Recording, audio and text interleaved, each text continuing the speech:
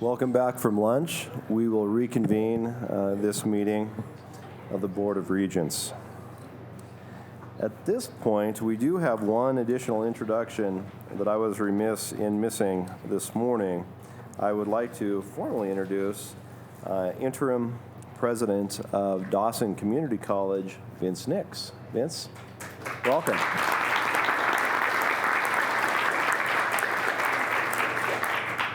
Thank you for being with us today and tomorrow. And at this point, we're at the point in the agenda where we're at the Budget Committee slot, so I will turn the microphone over to Vice Chair Regent Albrecht. Thank you, Chair Taz. At this point, I would like to convene the Committee of Administrative Budget and Audit Oversight. I would like to ask members of the committee if there are any items on the consent agenda that you would like to be moved to action.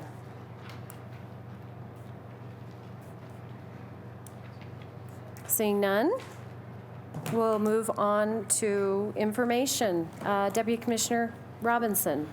Chair Albrecht, I would like to ask Vice President Mike Reed from to come present the first information item for the day of proposed and future proposed construction project for campus. Chair Albrecht, members of the committee, good afternoon. The University of Montana is seeking to upgrade the building automation controls in its Lomason Center. The Lomason Center is a student-funded auxiliary building, hosts a variety of programs and services, typically student-centric, ranging from enrollment services to our student dining services. The building control systems are varied with multiple non-compatible systems that have resulted from various renovations and upgrades dating back as far as 1955. The building is the University of Montana's #1 energy consumer. McKinstry Ascension was contracted in 2014 to do a study of environmental or energy saving possibilities. And at the Lomason Center, all of the projects have been completed with the exception of the upgrades of the controls. It's approximately a $1.2 million project, but would result in anticipated $100,000 a year in energy savings, bringing approximately a 12-year simple break-even or payback. Intends to complete its due diligence on the project and bring it forward to the board in the next, possibly the next meeting, or at least in the next 2 meetings for final approval. The funding would be from largely auxiliary plant funds, and there may need to be a small loan either through an intercap or other financial means to cover the short or the small difference on that. I'd be happy to answer any questions. Any questions for members of the committee? Members of the board, any questions for Mr. Reed? Thank you. Thank you. Chair Albrecht, the next information item, Vice President Terry Least will provide an update on some of the auxiliary construction activities on the Bozeman campus. Good afternoon, Madam Chair, members of the board. Thank you for your time today. Again, my name is Terry Least. I'm the Vice President for Administration and Finance at Montana State University. We'd like to update you today on projects that were approved by this board in November of 2013 with our updates, renovations to residence halls and residence halls and our dining halls. So, as you know, our campus has been growing, and that has a direct relationship to our residence life operations. We had 3,740 students in our residence halls this fall. It's a 40% increase from 7 years ago, so that's significant. In addition, our dining halls are now serving between 10 and 11,000 meals a day during the academic week, and that's over 1.6 million meals a year. So you think about that, that's a huge operation. These projects that were approved, the first I'll start with is the residence hall. That was a $35 million project. It is on schedule, it's on budget, it's up out of the ground, it's 3 stories tall. It's shaped like a Y, and it is positioned such that it captures the optimal light and also for efficiency for heating and cooling throughout the year. So it had a lot of thought put into it. It's going to be a great building. That will be open next July. It's going to be a great place for a great home for our students. And on the dining hall side, well, it was an $18 million bonding approval that we did a couple years ago.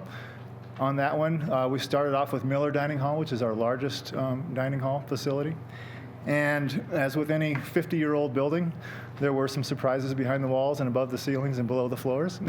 So that one came in a little higher than we anticipated. So we've got the remaining 2 dining halls, Harrison and Hannon, that we want to talk more about, and look forward to coming back to the board at some point with some options of things that we might do going forward, since Miller was a great project. Students love it. And when I look nationally at other renovations of dining halls, cost per square foot on that is still lower than what I could even find most other places. But we need to look at the remaining 2 and see what we can get done with the remaining funds. So I wanted to make you aware of that for sure. That dining hall, in addition, just to let you know, because that opened up in August, so it's been under construction for about 18 months. And it's extremely popular. It's got like a Mongolian grill and a pizza oven and a number of modern venues. This building was built back in the 60s, and so it was in dire need of some serious updating. So students really are enjoying it right now. And again, at this point, we've paused the remaining 2 and want to come back to you at some point and have some further discussions about where we go next with the remaining 2 dining halls. So if there's any questions, I'd be happy to answer those at this time. Committee members, any questions? Members of the board, any questions? Okay, thank you so much. Thank you, Terry. All right, at this point, we'll move on to the action items of the agenda. Go ahead. Yep. Chair Albrecht, I think we will look to start with a budget presentation. Tyler Trevor, Deputy Commissioner Tyler Trevor, will lead us in that presentation, and the Commissioner and I will chime in as we move through some of the information presented. Madam Chair, members of the board, good afternoon. I have for you a ton of data following lunch. I like to say I didn't eat lunch. Instead, I drank coffee. So, should be entertaining. In all seriousness, I'm asking the Commissioner and Deputy Commissioner Robinson to please help me as we move through this presentation. There's a lot of information here. It's basically split into 2 parts. First half of it is a budget profile, a look at the historical trends mostly related to university system ed unit revenue. That is tuition and state appropriations. The second half are our operating budget metrics. They give you a current look as well as a 5 or 6 year trend in how we're doing in ratios of where dollars are going in relationship to the number of students that we have. Along the way, we'll be taking a look to stop at what's new and exciting with the FY16 budget in comparison to previous years. But before we get started, I thought it'd be useful for those of us who don't process maybe data in the same fashion. There's a lot of pictures, but sometimes that doesn't help. So I thought I would start with 7 themes that I see, and then you can compare to what I've told you is what I think the themes are. At the end, we can come to a meeting on whether or not those truly are the themes of this presentation. Often by the time I get to the summary, I've talked so much, I usually just say, there's the summary, read it for yourself, and it kind of ends with a clunk. So here's my attempt at this, kind of starting with the summary first. So if you fade out halfway through the presentation, you're not going to miss anything. Number 1. I don't mean to be looking at you so much, Regent Sheehy. It's just I can't help it.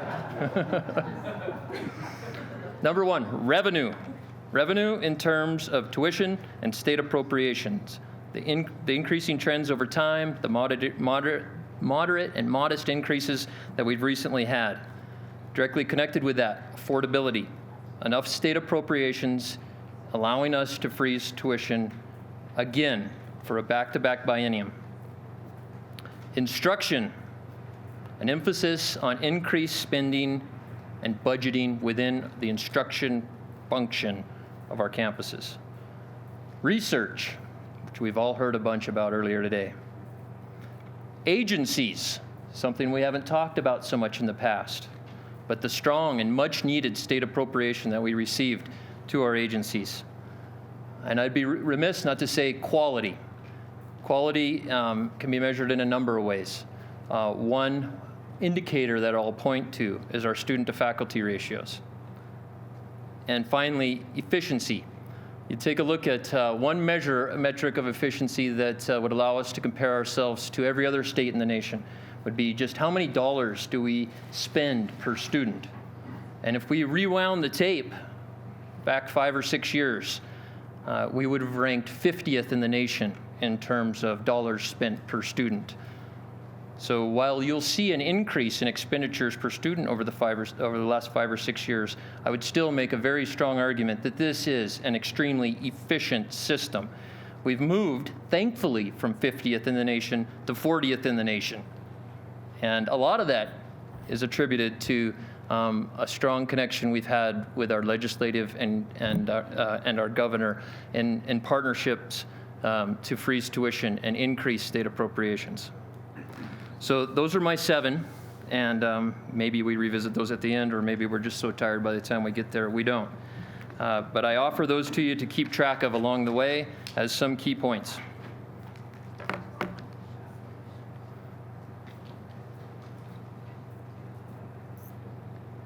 Okay, so quickly on the topics, we're going to start with some a look at the initiatives and budget profile, operating budgets, like I talked about, a quick list of directives. Last year I called them the road ahead and made some funny joke about that, but I don't have it this year.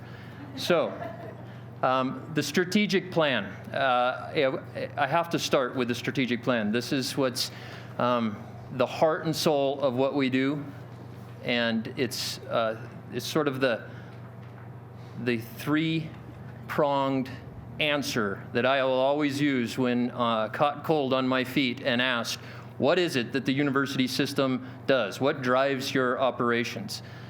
First and foremost, access and affordability. You could call that student success, followed by workforce and economic development. We look at everything from our 2-year education programs, as we saw presentations on this morning, running through graduate education and our research enterprises. And then efficiency and effectiveness. And we in our strategic plan, define that as everything from expenditures per student to how students transfer between campuses, and how we find ways to become more efficient through business practices and sort of back office collaborations. So last year, you'll remember I spent a bunch of time on the 20-year history of the system, and I think it's important to revisit it, but a lot quicker this year. There have been some major events in the university system in the last 20, 25 years that have shaped where we're at. Rolling the tape back again now to 1994, 95, the restructuring process that grouped the campuses underneath Montana State University and the University of Montana. A major change was the lump sum funding. Instead of an appropriation going directly to each campus, we have an appropriation to the full system. Restructuring phase 2 told us to common course number and kind of work on efficiencies. We didn't pick that up for another 10 years after that, but we did. In 97, we adopted our information system called Banner.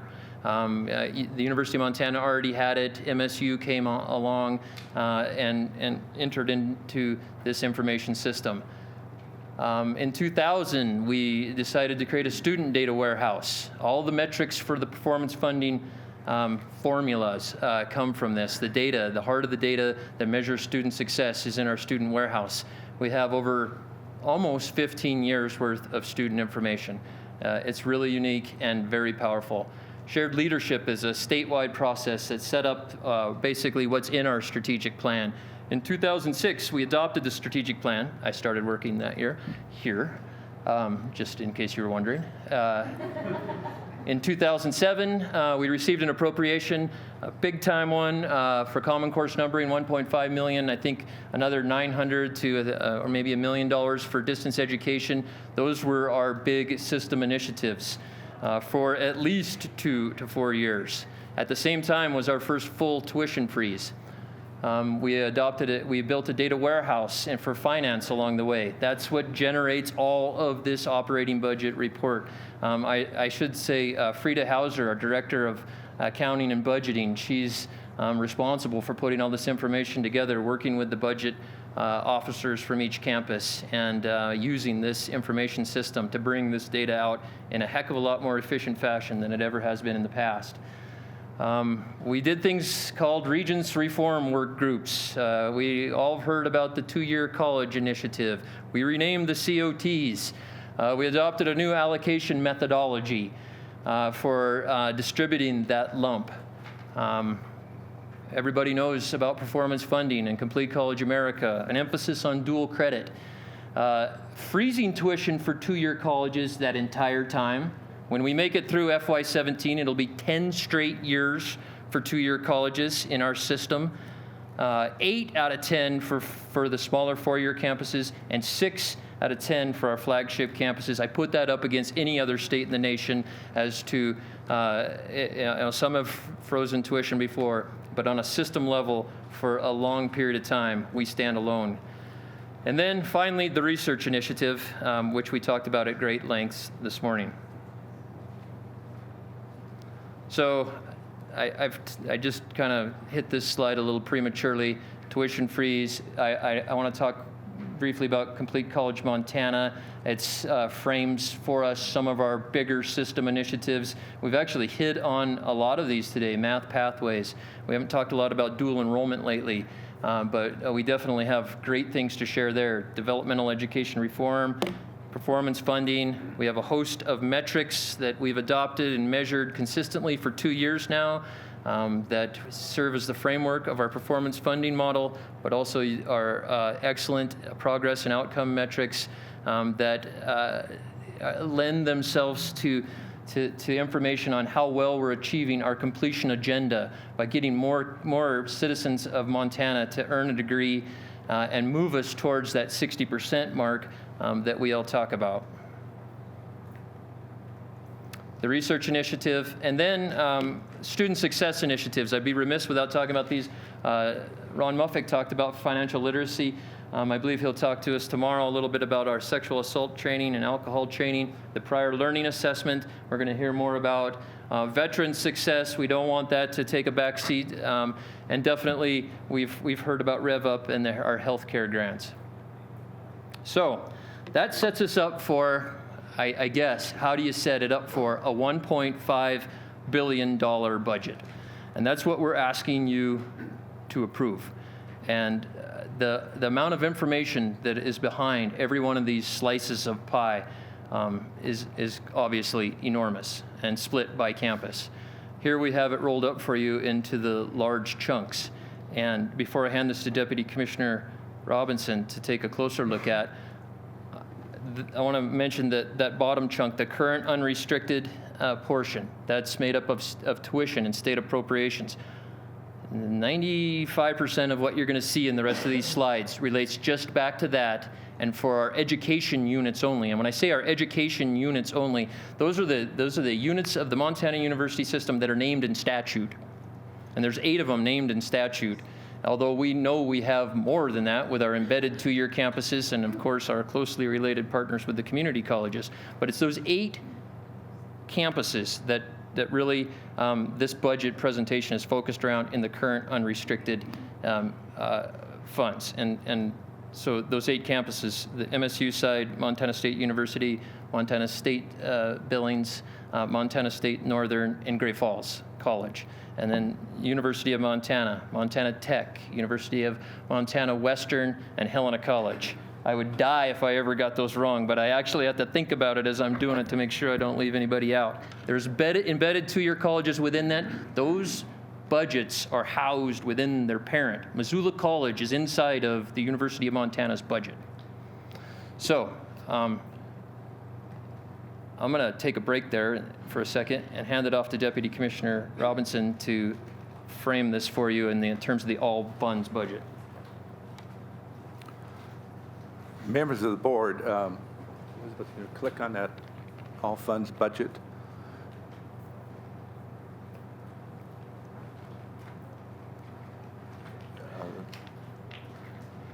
This particular piece is a slide can be found in the action item under all funds budget. This is the kind of the detail in terms of the action item that we are asking the board to approve. It is spending authority for the various fund types for the educational units, agencies, community colleges, and then a number of the activities in the Commissioner's office, including tribal college assistance, the research initiative of $15 million, and other activities within the office of the Commissioner. Again, the total $1.54 billion of spending authority. And I'd like to touch upon a little bit of the percentage increases that you see on this particular slide and talk about the large percentage increases and some rationale behind those increases. The first one, under the educational units and agencies, we have the current restricted funds. Within the current restricted funds, we're including a lot of federal financial aid, we're including a lot of grant activity, and there is an increase projected of about $30 million. Most of that is connected with anticipated or hoped for increases in federal grant activity. One piece of that is the federal grant at the University of Montana that we heard, the healthcare grant that we heard of earlier today. But $30 million increase in anticipated, for the most part, hopefully federal grant activity into the next year. A little bit on the high side, we generally budget on the high side that if we do get those federal grants, research grants, et cetera, we will be able to utilize those within the campus operation without having to come back to the board for each of those grants. So again, a little bit on the high side in terms of that activity. Plant funds, you'll see an increase of 20 million, 13% increase. Half of that, about 10 million, is spending authority for this particular campus, the Montana Tech campus, in terms of some of the construction activity. And we're going to see a hole in the ground tomorrow for one of the buildings that'll be going up. And so $10 million of authority to deal with plant, increased authority for the Montana Tech campus to deal with those new buildings. And we see some increased authority also on Western, MSU for construction activities.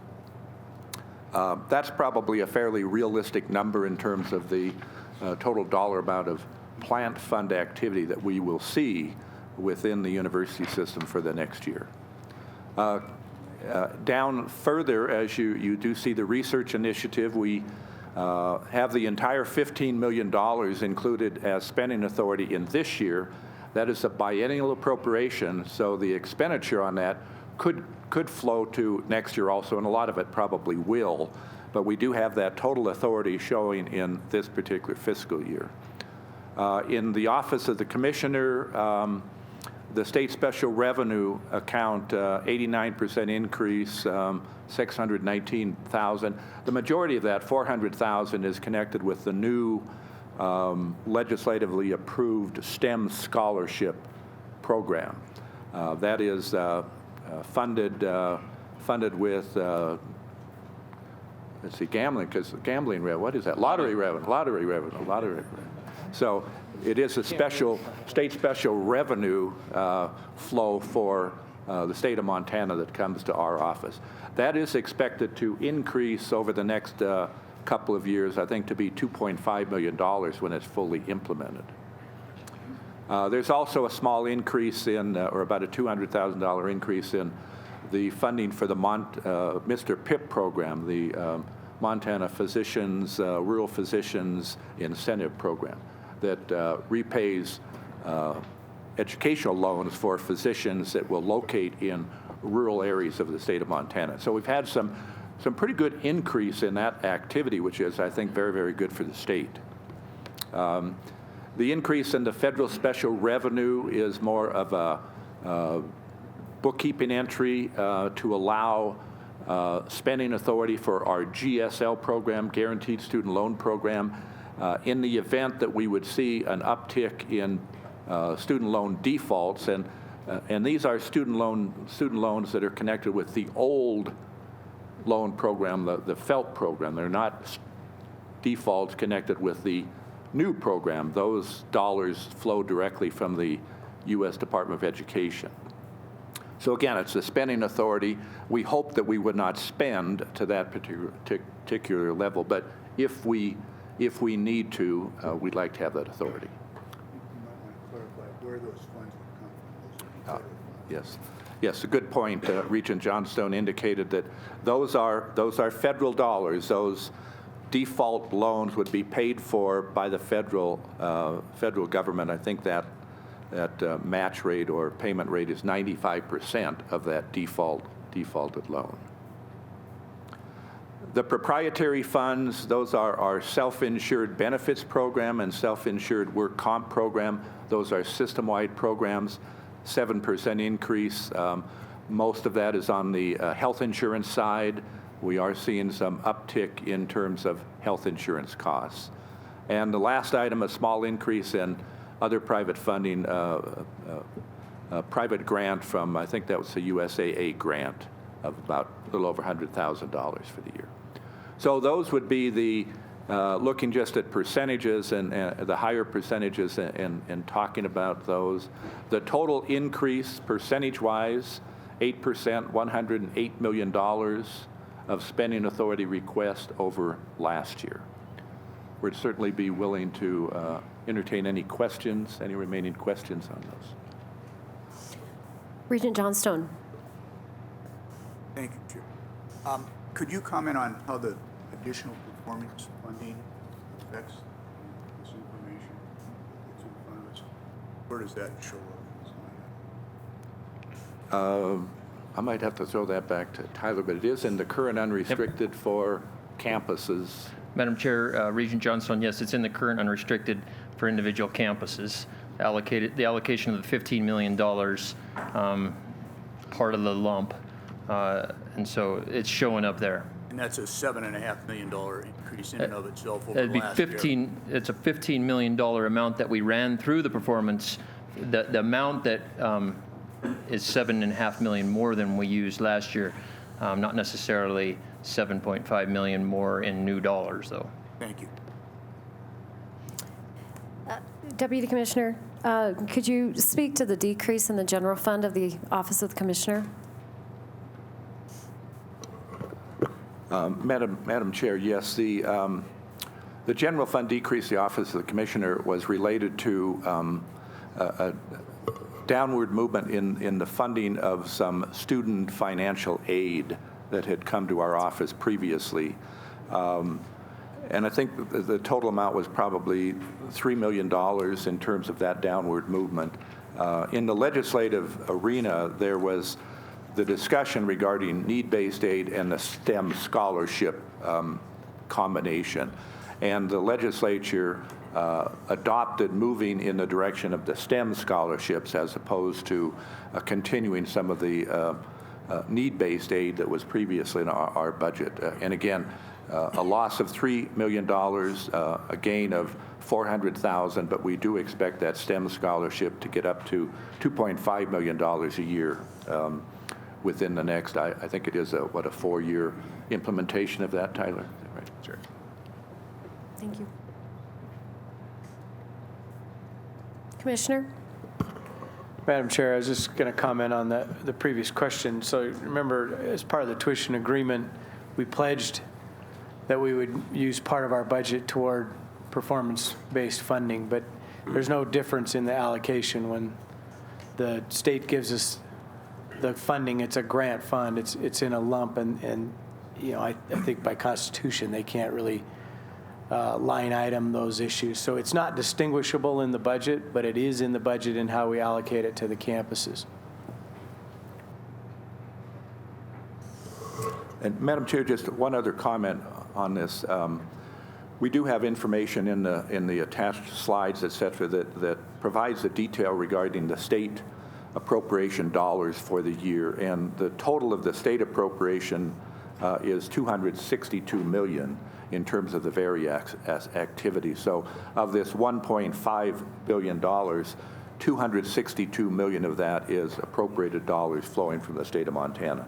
The rest of the activity is, perhaps some entrepreneurship in terms of federal grants, et cetera, taking place on the campus, as well as providing the services to students in terms of auxiliary activities, et cetera.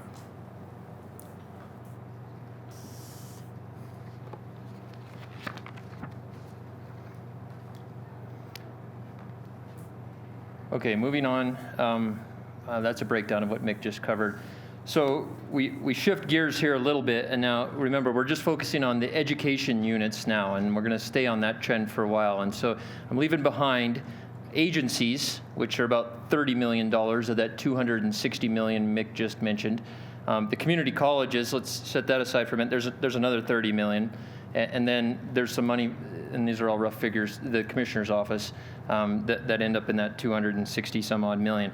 And then, so that leaves us with the state appropriations for the campuses to operate. And that's what a lot of our metrics are driven off of. And that's what this graph here is, a shared, I guess you'd call it a database. It's more like a spreadsheet that we have with the legislature and the governor's office. So we all agree, at one point in time, we sat down and we all agreed upon that these are the correct numbers over time. And this is the methodology in which we are going to present state appropriations so we can look at trends over time. And I would argue you could take the rest of this presentation, and I wouldn't throw it out, but this slide right here, if you're going to pay attention to one slide, I think this is it. It's by far, to me, the most interesting. Moving back to 1992, and you see that flat funding era that extends at least to 2004 up to 2006. It's really amazing to think that we went down $1 million in state appropriations from 1992 to 2004. Over a 12-year period of time, we got done with 12 years, and our budget was actually $1 million less than it was in 1992. I mean, imagine that happening right now, where we've had over a $50 million increase in state appropriations over a short period of time. So you start with the 2008, 2009. That's the beginning of the tuition freeze era, and you see that growth all the way up to, and I've included now FY17. Even though we're not approving that budget, we know what those state appropriations are. So to give this time series a little bit more meaning, I guess, you use 2015 constant dollars, or in other words, you control for inflation.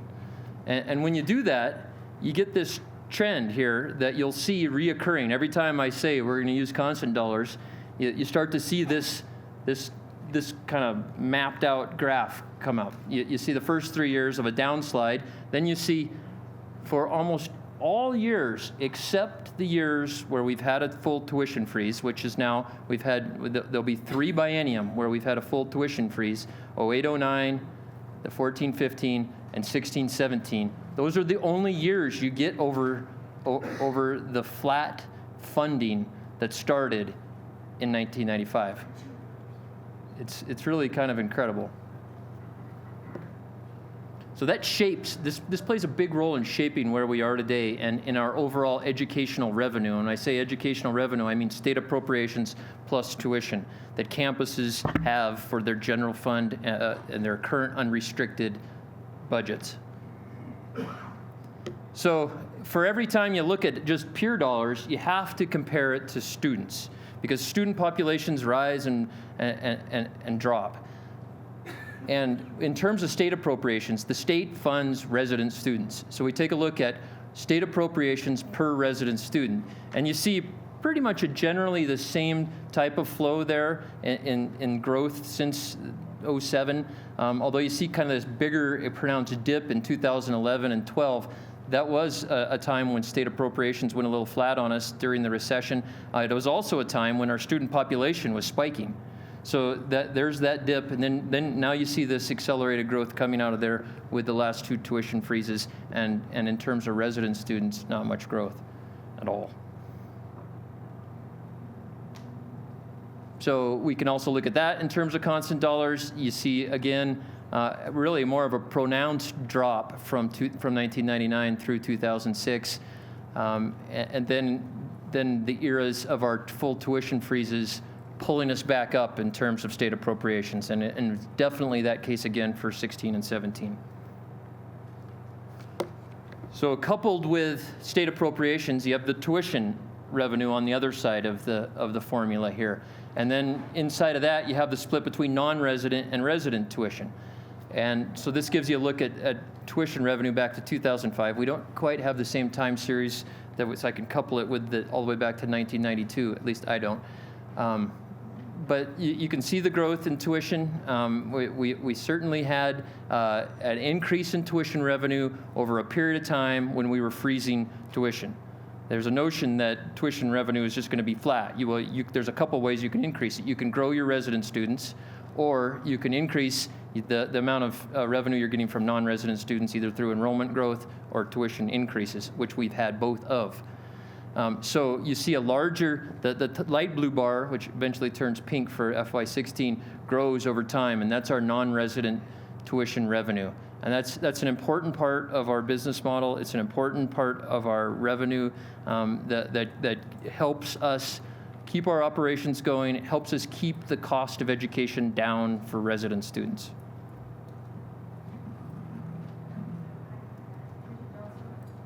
Regent Johnstone, It's okay to ask questions before please. the end. It keeps it exciting.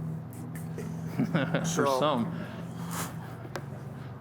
Tyler, can you give us a sense of, on page 13, the growth, non-resident tuition, roughly how much of that is a function of actual increases in non-resident tuition as opposed to increases in non-resident enrollment?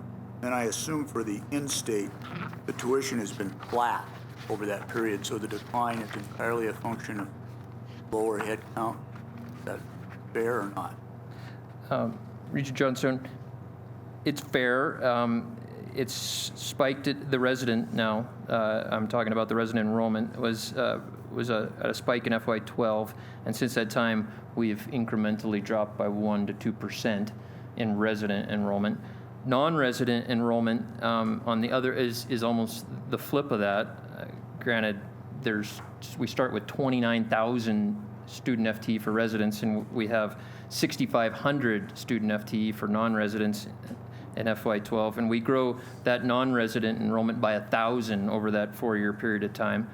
So there's that's it ends up being, I don't have the percent increase over the 5 years, a fairly substantial growth in the non-resident students combined with an increase in the tuition. So I can't tell you which one was the more influencing factor because they both played a role. And if I may question Deputy Commissioner Trevor with regard to it's critical that we remain competitive to draw those out-of-state resident students or out-of-state students. Where are we competitive-wise with other states? We don't want to. We want to keep within the market competitively. Madam Chair, I could turn to the campuses right now at any moment because they have their finger on the pulse of this, and I'm positive of that. In general, I can say, I would say, if you took our peers, so the peers of UM and MSU in the western states, I'd have a tendency to say we're about at the average amount on non-resident tuition rates. So are we nearing the point where we need to be cautious about increasing that out-of-state tuition? Madam Chair, I think we always need to be cautious on that, but I see myself as an outsider a little bit to this. I look at the enrollment trend there, and it's strong. Over that time, we've increased tuition rates. Tuition rates will continue to increase in other states.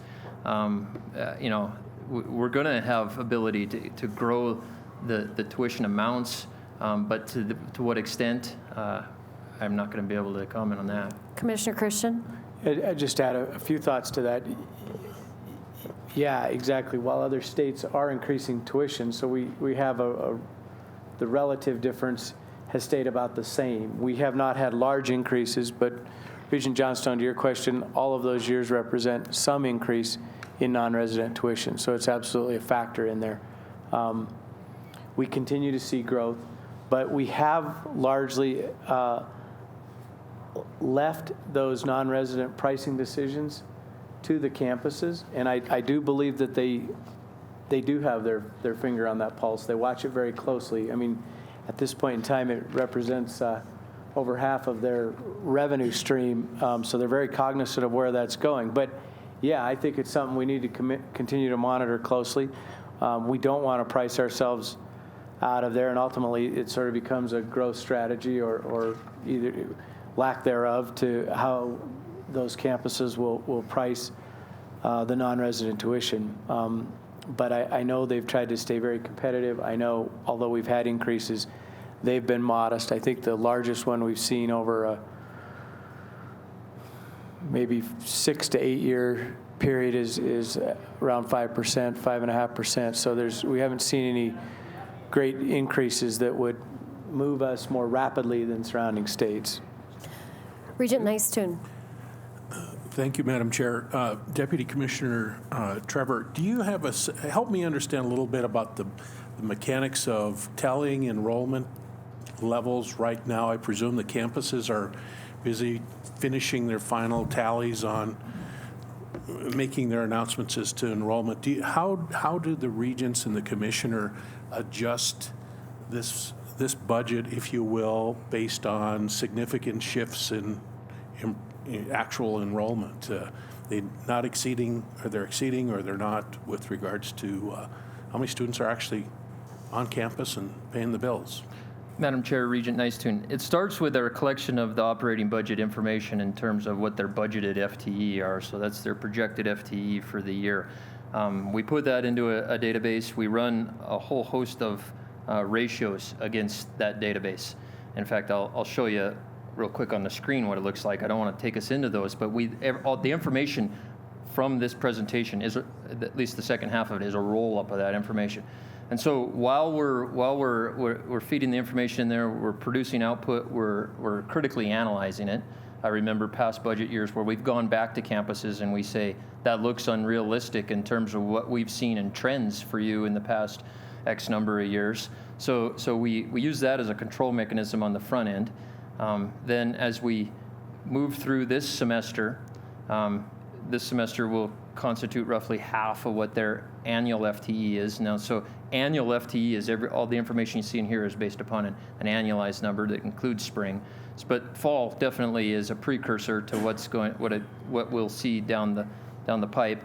Oh, by the way, campuses are keeping a track of their new student enrollment very closely and comparing it year over date, and campuses are comparing enrollment year over date, so they have a sense of it. We at the system office don't really start to get a sense of it until oftentimes at this meeting's occurring a little bit earlier than past ones, so we don't have any kind of that official 15th day enrollment information yet.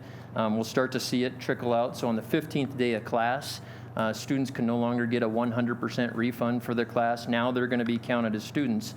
We'll start to get a view of that information, but it won't be until the November board meeting that I come back to you here and we take a look at what those fall enrollment numbers are going to look like.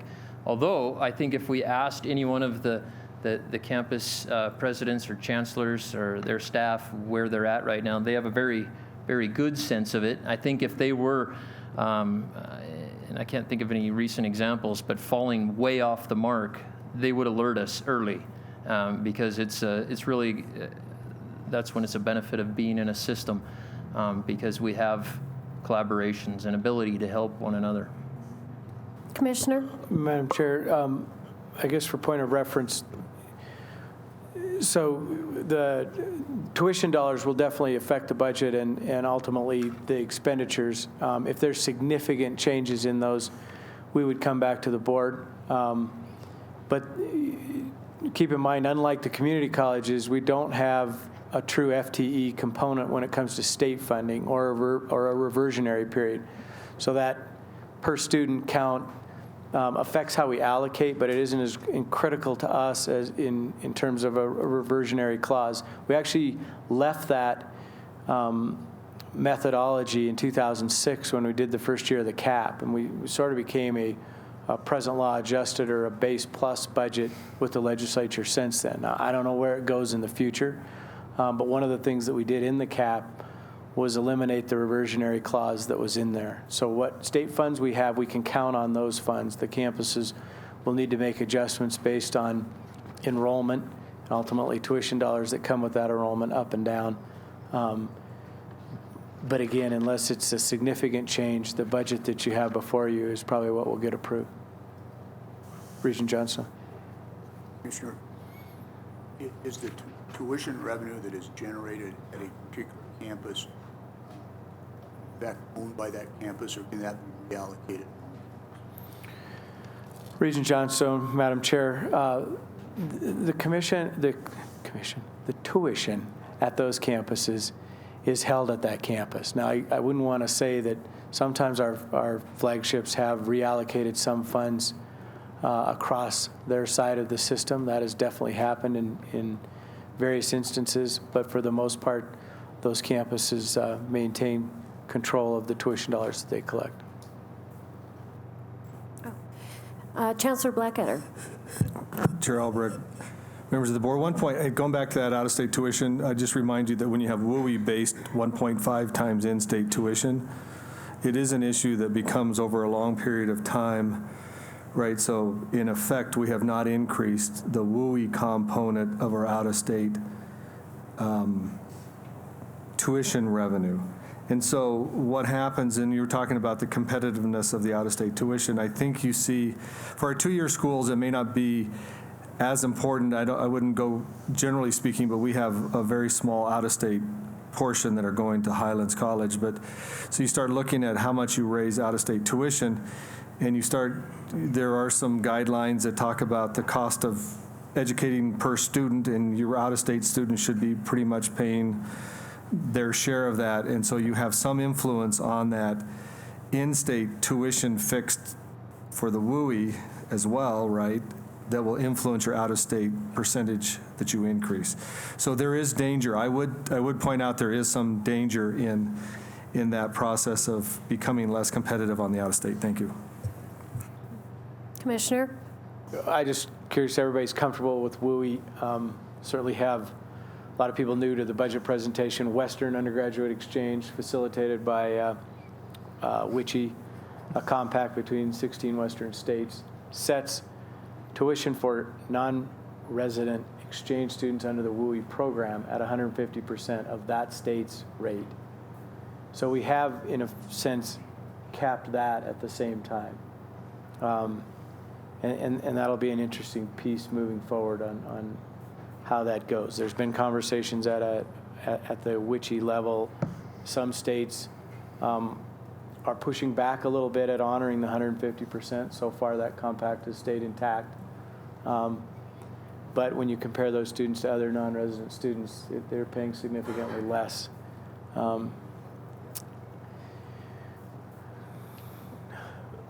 WUI students, do we know the number? About 2%.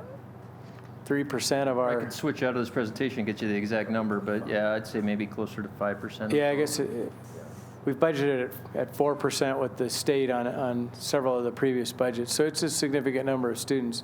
I believe we also have, correct me if I'm wrong, we have a net inbound students, so we're educating more WUI students than we send out of state. No. Pretty close to even, I believe, but yeah, Okay. we're not wildly off between the in and the out. That's something that a lot of states are tracking, and that's part of what's driving sort of the national or the Western State Compact conversation about it, is how many inbound and outbound students. If it's relatively the same, then we're sort of educating resident students at our own rates, and it makes some sense that some of the states are feeling like that inbound, outbound is out of balance, and that's causing some concern. So I don't know exactly where that goes, but it'll be something that we continue to watch at the WICHE level for a while. Good conversation. Go ahead and continue on your presentation. Okay, now we combine tuition with state appropriations. You have the current unrestricted funds. And I like looking at this in two chunks, from 98 to 2007. There were two growth chunks, and the other one is from 2007 to 2016. They both roughly increased the same amount. One was 130 million, one was 148 million. The first chunk, there was no tuition freezes in this chunk. That chunk was basically the flat funding era that we made it across from the state, and we relied upon tuition revenue increases to the tune of 106% increase in our tuition revenue. Mind you, some of that comes from non-residents, so it's not just bared on the back of the all on residents, but it does. Then we go from 07 to 16. Those 10 years inside there are our tuition freeze years. Close to, in this slide at least, 3 biennium of full tuition freezes. And yet at the same time, we still have strong tuition revenue produced throughout. And as we talked, it's a product of increasing enrollment in residents. It's a product of increasing enrollment in non-residents and growing tuition rates for non-residents. Okay, we can adjust that slide for constant dollars, and you see some growth over time there related to our current unrestricted funds. The real question would be, is our enrollment increased during that time as well? So we take a look at it at the same funding source, but per student FTE, and now we're looking at all students, not just resident students. And you can start to get a feel for what our expenditures per student are. And we use these amounts to compare ourselves nationally, and that's where I came out with that first statement earlier that we moved from last in the nation, because this looks like, wow, all kinds of growth going on over that period of time there. If you moved back to, say, 2009, we had a pretty good spike there. We were probably 48th in the nation in terms of expenditures of state appropriations and tuition per student, and we moved to 2016 now to 40th in the nation. When we control for 2015 dollars, this begins to flatten out, and you see the dark blue there is the state appropriations, that common trend that we've seen, the downward slope and then flat and bumps during the tuition freeze eras. And in general, though, we're able to do an analysis now on the portion that the state provides per student and the portion that tuition the student provides for the cost of education. And you see that's changed from 1992, where it was 76% state, to now it's 40% state. That 40% state has grown in the last couple of years with our tuition freeze. I think back in 2011, we might have been as low as 36, 35%. It's tough to move it, though. So then a final set of these slides. Bear with me here for a couple more. I think it's also important to take a look at resident student revenue. So the revenue that we pull in for resident students. That's state appropriations, and then the tuition revenue generated by resident students, divided by the number of resident students that we have. And you can see this year marks the highest level of educational revenue that we've ever had. When you control for inflation and look back over time, that statement still holds true. But we get that familiar trend back, going back to 92, draw a line straight across, or I maybe in the last one I had it down from 94 straight across. Not going to make much of a difference there at all. You're going to see that those tuition freeze years, those full tuition freeze years, are really the only time that we've done anything significant since 1994 in terms of actual dollars that we have in revenue to educate resident students. This doesn't take into consideration the amount that we pull from non-residents as well to educate resident students, but just the amount that each resident student FTE generates.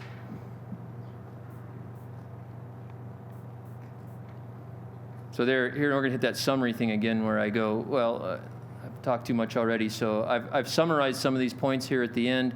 I don't think there's anything too earth-shaking I want to hit on.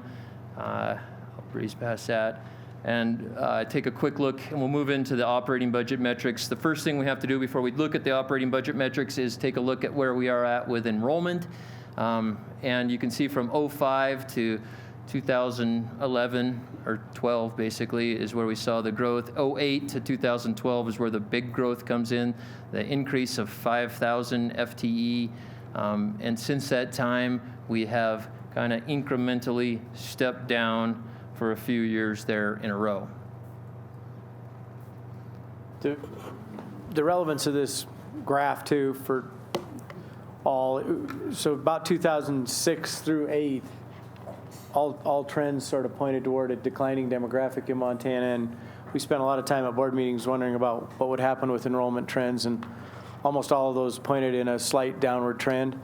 The recession hits, obviously, on the chart. You can see it there pretty clearly. And then post-recession, we start to get into the trend that we predicted in 2007 and 8. The interesting piece is, though, we're still we're still several thousand students above where we thought we were going to be. So I think it's still a pretty positive enrollment picture overall for the system. We could take a little bit more detailed look at that by splitting between resident and non-resident. And so if you go back to '97, 22% of our enrollment was made up of non-residents. Now we're budgeting for 28%. That's an increase of, it looks like a little over 3,000 student FTE, so strong growth there on the non-resident side. Not that it hasn't been on the resident side. In 2012, we were almost to 30,000 student FTE on residents. That would have been 6,000 growth from '97, and then you see the downward movement there in the last couple of years. So if we break down the current unrestricted revenue for the ed units only, you're going to have resident tuition versus non-resident tuition.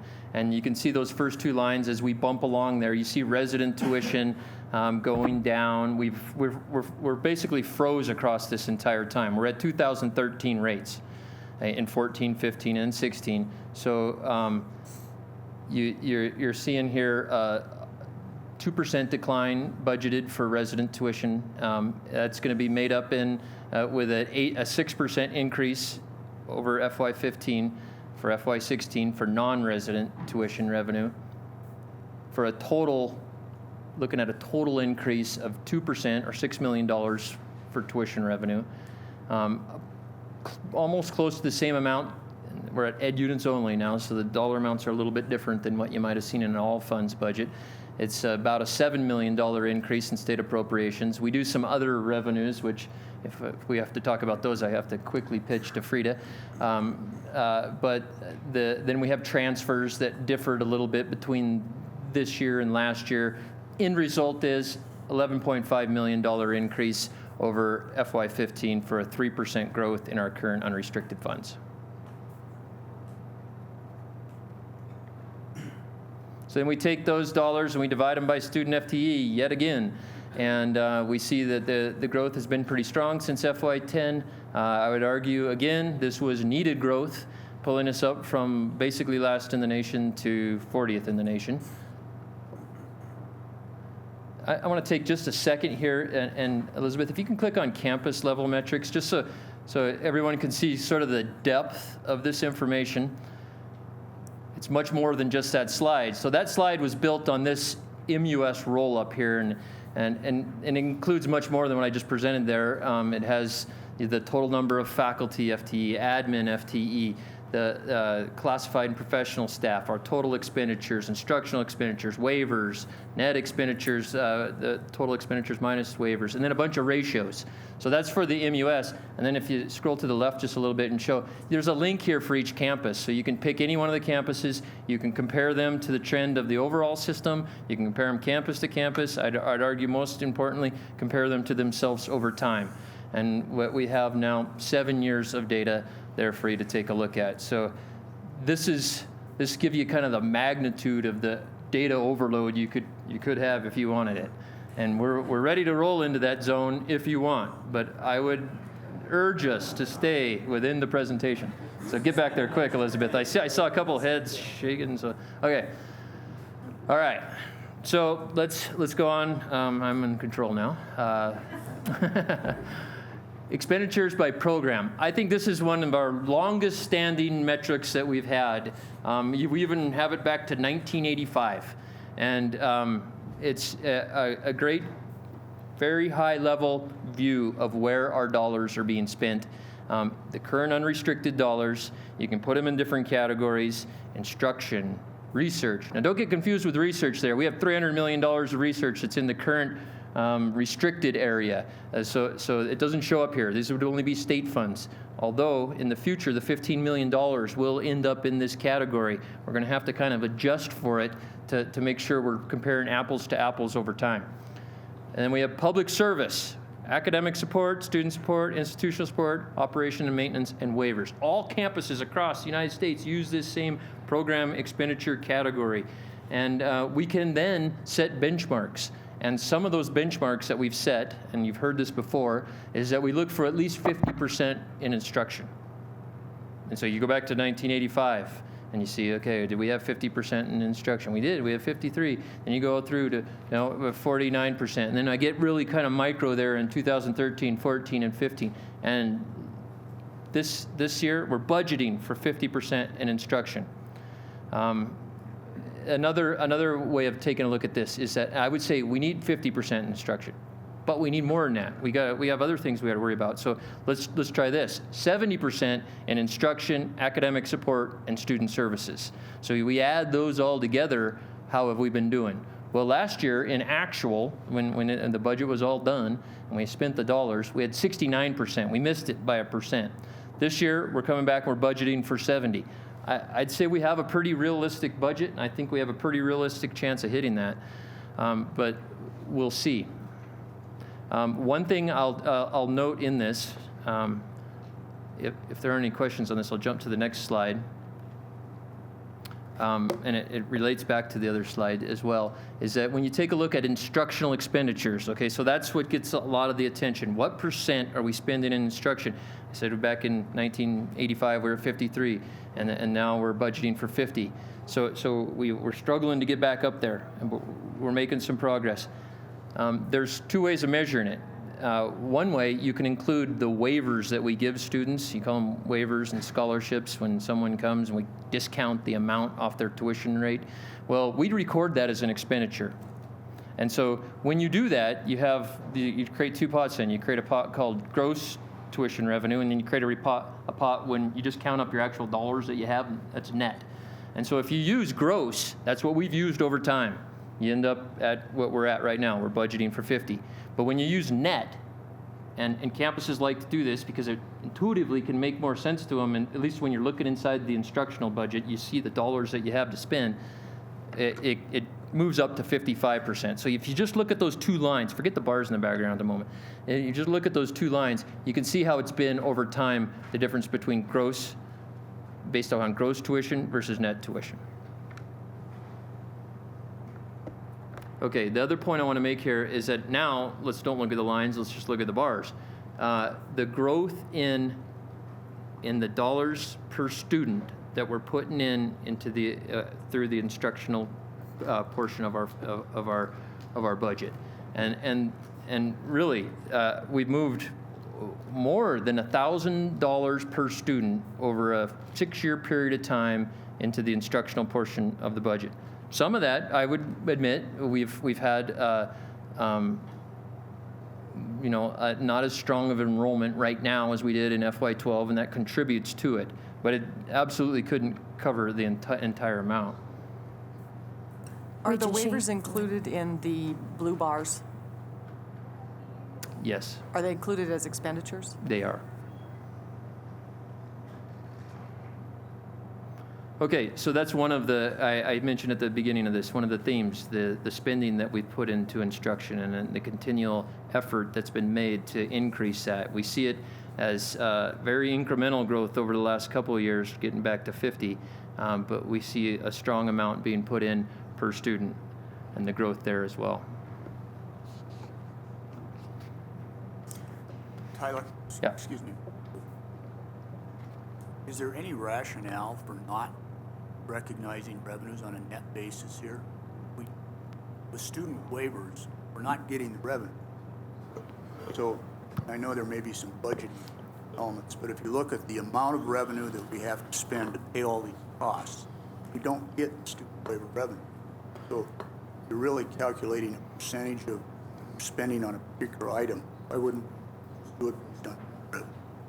Madam Chair, Regent Johnstone, that's a very valid point, and what you say is absolutely true. I would say sort of maybe 3 caveats to that. One, this is how most national institutions report nationally, and I think it's important that we're comparing apples to apples from that sense. It's also how we've kept data over the last 3 decades, and so I think those are important comparators. The only other thing I would say is the campuses are in control of those waivers to some extent. There's mandatory waivers, there's campus discretionary waivers.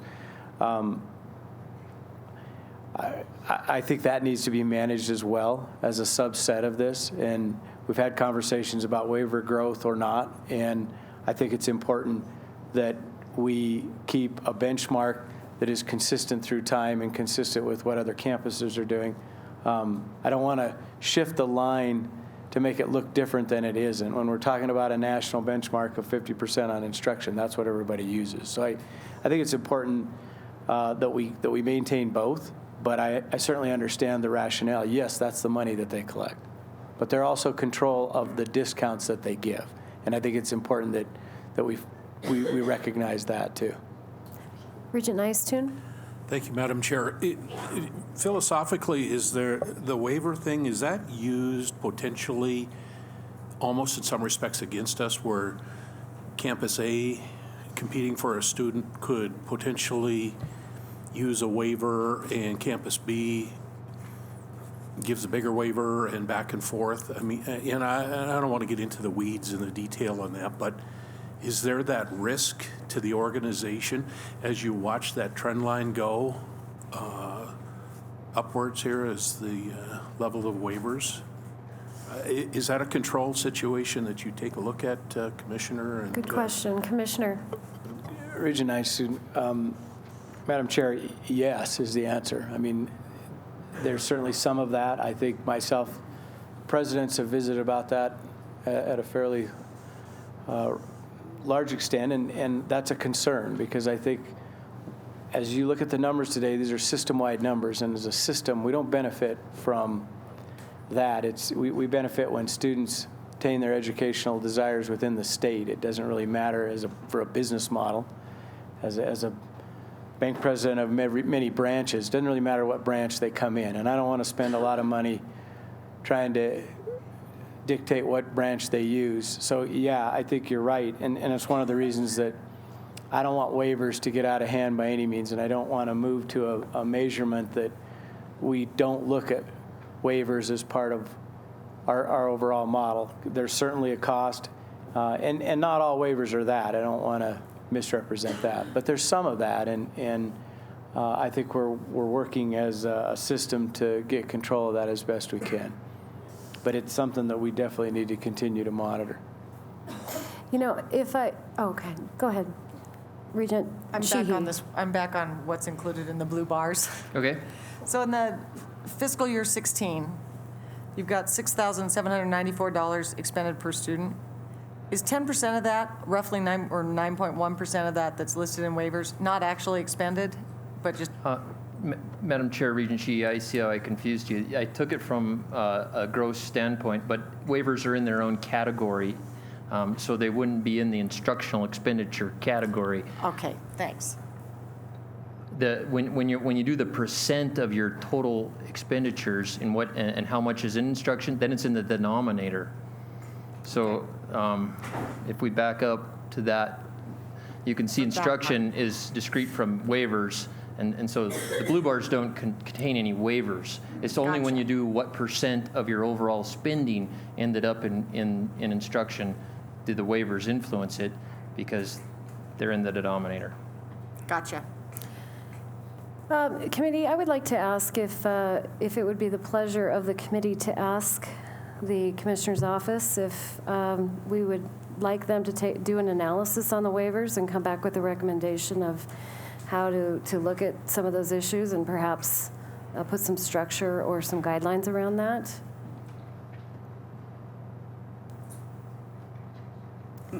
affirmative. Are there any other concerns, or how about the rest of the board? Go ahead, Regent Nice-Tune.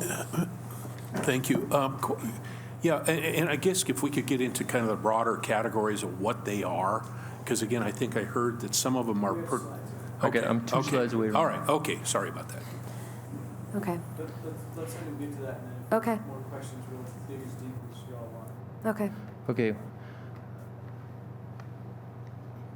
Once Elizabeth scrolls that a little bit, I'll be good. Okay, so we have metrics related to waivers, and you can do waivers per student. And you compare those, how we've moved over time as a system, and how that's changed by campus. But for this, let's just take a look at the system. We certainly have grown the amount of waivers, the amount of dollars per student since FY10. There's some reasons why you would do that, right? Well, if non-residents are in here and non-resident tuition is increased, it's going to take more money if you're going to waive the equivalent amount. So that's one explanation for it. Another one can be just purely more, you've increased waivers in certain areas, and we're going to take a look at those areas, and you can start to get an idea if that's actually occurred or not. But in terms of, are waivers now constituting a higher portion of our spending in comparison to instruction and student support and academic support? Well, the answer is since FY13, no. We've leveled out basically at 9%. We're budgeting for 9.1%. We went up a tick in FY15 over FY14, but since FY13, we've pretty much leveled off in the distribution of spending, but not disproportionately increasing our spending on waivers. Back to 1985, I would argue it was easier to put 50%, get 50% or 53% in instruction when you were only having 3% of your total in waivers when you're using gross. So there's a lot of dynamics going on in that. I find it easiest if so this is, okay, it gives you some information. But if you get down into the kind of one notch lower into the weeds on waivers to take a look at, well, where are they occurring? Because certainly some waivers they're founded in our policies. They're board mandated. We must give them. Other ones campuses have discretion over whether or not they'll apply them. So let's just walk through those big categories. The first one is resident discretionary, and I call it, I separated the discretionary ones from athletic. So we have those discretionary waivers. Regent Nice-Tune kind of alluded to this. Would this be the area where campuses are competing against each other for resident students, and one campus giving a higher waiver than the other student? That this would be where that may fall. So we see a growth. I give you an FY10 to give you a 5-year deal, and then this year over last year. We're actually budgeting for a decline in this area, although we've seen a 36% increase growth, which amounted to, about $1.4 million increase in resident discretionary non-athletic. Compare that to resident discretionary, non-resident discretionary non-athletic. This is an area where we've seen growth, we've recognized there's growth, and we semi-expect it. Before you leave the resident discretionary, though, that flattening or even the decline that we're projecting is a product or a byproduct of the conversations we've been having. That has been a concern of ours. It's one that we've worked with the presidents, or I have, to ask that it subsides or even that we retract that as best we can, and I think that's the path we're on. Now, whether we need to do more is a very valid discussion, but that has been something previous boards have looked at and previous boards have asked us to control. Back on non-resident discretionary, we have board policy that tells the campuses that go ahead and move forward with resident discretionary waivers. You could call those discounts off the $22,000 price tag it costs for someone from Massachusetts to come to Missoula to go to school. And campuses certainly use it as a recruiting tool. But we've set up sideboards in board policy that says if you're going to do that, the aggregate amount that you give per student needs to be above the cost of education. So in other words, we need to be able to make money off of the tuition revenue that we're receiving from non-resident students to help subsidize the cost of resident students. There has to be a balance there where you're above it, and those waivers are helping to contribute to the cost of education. The legislature for eons, since 1972, I think, had a statute that limited us. They said you can't use more than 2%. No more than 2% of your enrollment can get a non-resident waiver. And we struggled the last few years with meeting that because our business model basically had changed, where we were more reliant upon non-resident student tuition revenue. We were fortunate enough this legislative session to receive what ended up being very strong support for eliminating that statute and basically allowing us to operate our business model in really a monitored fashion like we do. Tyler, if I could just add one, when you talked about the aggregate for non-residents, in the calculation we make, and we do look at that at the end of each fiscal year, that also includes the WUI students in that calculation. So we're looking at all resident students, including WUI, to try to ensure that the total revenue received from those students exceeds the net cost of education for that group of students in aggregate. And so we look at that to make sure that we are in tune with it from a business model in terms of providing excess net revenue to the campuses. So we can move down, and Madam Chair, I'm not positive that this is the best time. If the chair so desires to go walk through every one of these categories, I would be more than happy to come back at a later date with even more detail. It's up to your discretion on how much information you want me to delve No, into here. I think it's been helpful. I would just say that certainly we want to be aware that we're not shooting ourselves in the foot within our own system, certainly, and we certainly don't want to micromanage our schools and trust that the best is being done there. But it's certainly the non-resident, you've got to be able to attract them in different ways. But my concern is the resident discretionary, and certainly if the commissioner is saying that is being addressed, then perhaps we don't need to put structure around it. But I would like to hear back, Commissioner Christian, perhaps just an update at some point about how that's being addressed or handled. Yeah, Madam Chair, we'd be glad to do that, and that's a very valid concern and one that I think is not micromanaging. It's appropriate for this board to know how we're spending those funds, especially $5 million at a time. It may be worth, Tyler, without getting too far into it, just to look at that Schedule 4, just give board members an idea of what the various waivers are. It breaks them down as to what are mandatory, non-mandatory, what they look like. Gonna have to zoom in there. So you start up there at the top. It's a little bit different breakdown. We got the undergraduate waivers. You see your resident ones there, and then your non-resident. And those would have been, that's what you see as your resident discretionary waivers. And then we have some graduate, and then your athletic. And then another category called Other, where some scholarship dollars come in as well. And then you have your Board of Regents designated ones that we've had and added to, not recently, but over time. For instance, the American Indian waiver.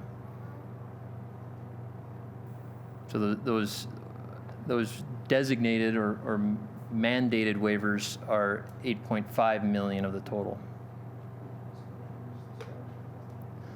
Yeah, the high school honors scholarship is a chunk in there.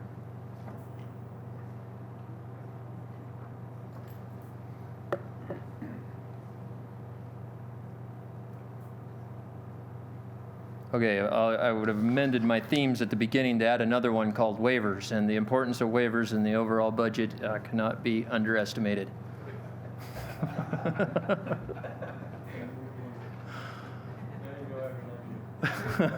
I hope that continues. Okay, so I mean, I know I've been up here forever, but this is an important slide, and I feel like I don't want to just blow by it. And I got a couple important slides coming up. And so this is our budgeted employee FTE, and you have the faculty, admin, professional, and classified categories. We monitor that over time. We have a budgeted amount, and you can see small growth in faculty for this budgeted year, declines in admin and professional, and then a small increase in classified budgeted. Whether or not those positions come to fruition depends. And we can compare past budgets to this one, and you can see, if you looked at FY15 over 14, we grew by a total of 9 positions in classified and a few in professional, and really we're flat everywhere else, a few in faculty. But so to me, it doesn't say that much until you compare it to your enrollment. And again, you got to compare to your enrollment to get your ratios over time. And then so you have the first line there under ratios is student to faculty ratio. And I believe FY11 we were as high as 19.5. That was our enrollment spike era. And then you look through, we're budgeting for 17.7. Last year was 18.1. And so the tough part about this is, so what's the benchmark? What are we chasing? I'm not going to tell you that we have a specific benchmark, but I can tell you what national averages are. So if you take all two-year campuses, public two-year campuses in the United States, their student-to-faculty ratio is of 19 to 1. But if you look at public two-year colleges across the United States, they're on average bigger than ours, and so smaller campuses often have smaller student-faculty ratios. Then if you take four-year campuses, it fluctuates between 17 and 18 to 1. And if you take those two added together, they have for the last 5 years averaged out at 18 to 1. So when we're at 18 to 1, we're at the national average. You can also use this as a measure between quality and efficiency. When you go high on it, you're awfully efficient, but then you're putting more students in classrooms. And then when you go low, some might say you're increasing quality. It would be obviously a host of metrics to get to quality, but it could be an indicator of it. Question, and I know averages are not always telling. So do we have a cap, a threshold with regard to some of those lower introductory courses as far as the student to faculty ratio for instruction? So how large could get one of our introductory classes get, for example? Madam Chair, just by glancing at system-wide data, it's not the majority of classes, but classes can be 100, 120, and maybe in some cases larger. I would want to emphasize, though, that is absolutely not the norm. So you'd be more likely to have classes in the 20 to 30 category, and then as you go up into your 400 level classes, you get down into 15 to 20 and balances out at the 18 to 1.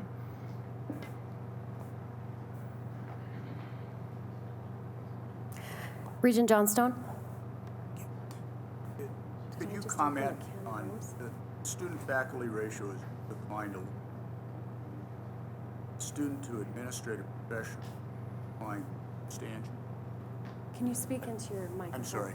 Has declined substantially, which I assume means that we've hired more administrative and professional, and the student to classified is about flat. So can you give us an explanation or some context on the reduction in the ratio relative to administration and professional?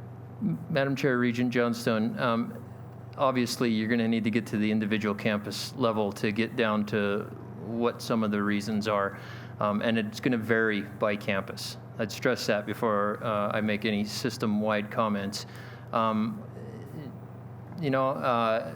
There has been growth. You can look back to the professional category in FY10. I think part of it had to do with a ramping up in enrollment era. You see more in student services. You had to have more in instructional and support. And now we're starting to see a correction of that. that's really my only observation. I'd look for anybody else that might add. President Ingstrom? Members of the board, I can contribute a little to that conversation, I think. I think there are at least two principal reasons why that ratio has changed. One is, as we've emphasized student success more and more, we have put in place more people like advisors and counseling services, those kinds of things, and that's essentially the category that they would fall in. It's not really on the administrative side. I think if you look strictly at administrators, that's been pretty flat. But those contract professionals, many of the people associated with student success would fall in that category. So that's one reason. A second reason would be compliance issues. We have increasing compliance expectations, whether that's in athletics or sexual assault or research compliance, those kinds of things. We just increasingly over the years, we have much more emphasis on compliance. And again, that would be the category that those kind of people would tend to fall in. Regent Nystuen? Thank you, Madam Chair. And Deputy Commissioner Trevor, I'm sure embedded within these FTE numbers are the online students that are just taking, classes and students and so forth. Can you give us the context of as to what % of the population within all of these students are online, and you have different metrics for, students per FTE, all those kind of things relating to an online course versus a traditional classroom? Madam Chair, Regent Nystuen, I certainly can give you a perspective on how many students are in there.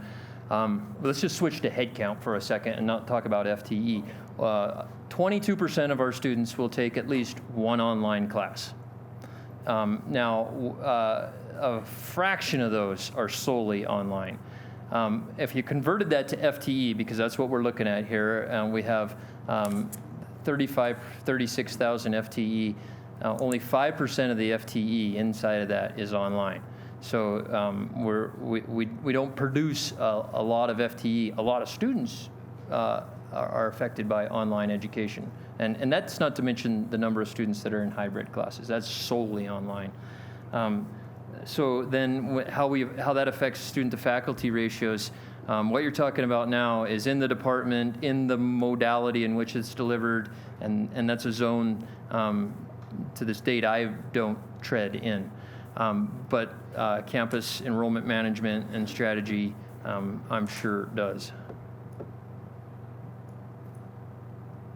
Well, and I would just, I don't want to quickly gloss over President Ingstrom's commentary. Certainly in the banking industry with regulations, you've had to ramp up some of your contract professionals, for example. And as we are criticized as a system for administrative bloat per se, I would just, I think that it's really important that we take a look at some of these numbers to realize what those numbers really mean, especially when we look at those contract professionals, we're looking at the advising, et cetera.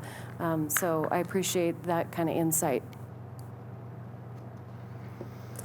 Okay, I'm going to move on to the next slide here. So the next slide here is far less of something that needs to be a comparison from year to year, but more of a demonstration.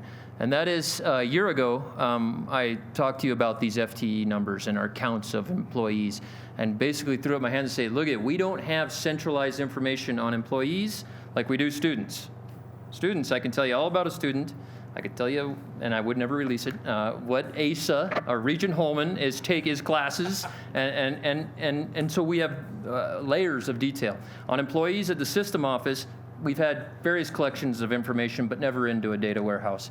And so since last year at this time, I began working with a system-wide group, and we pulled information for the first time in the second quarter of FY15. So it was sometime around June.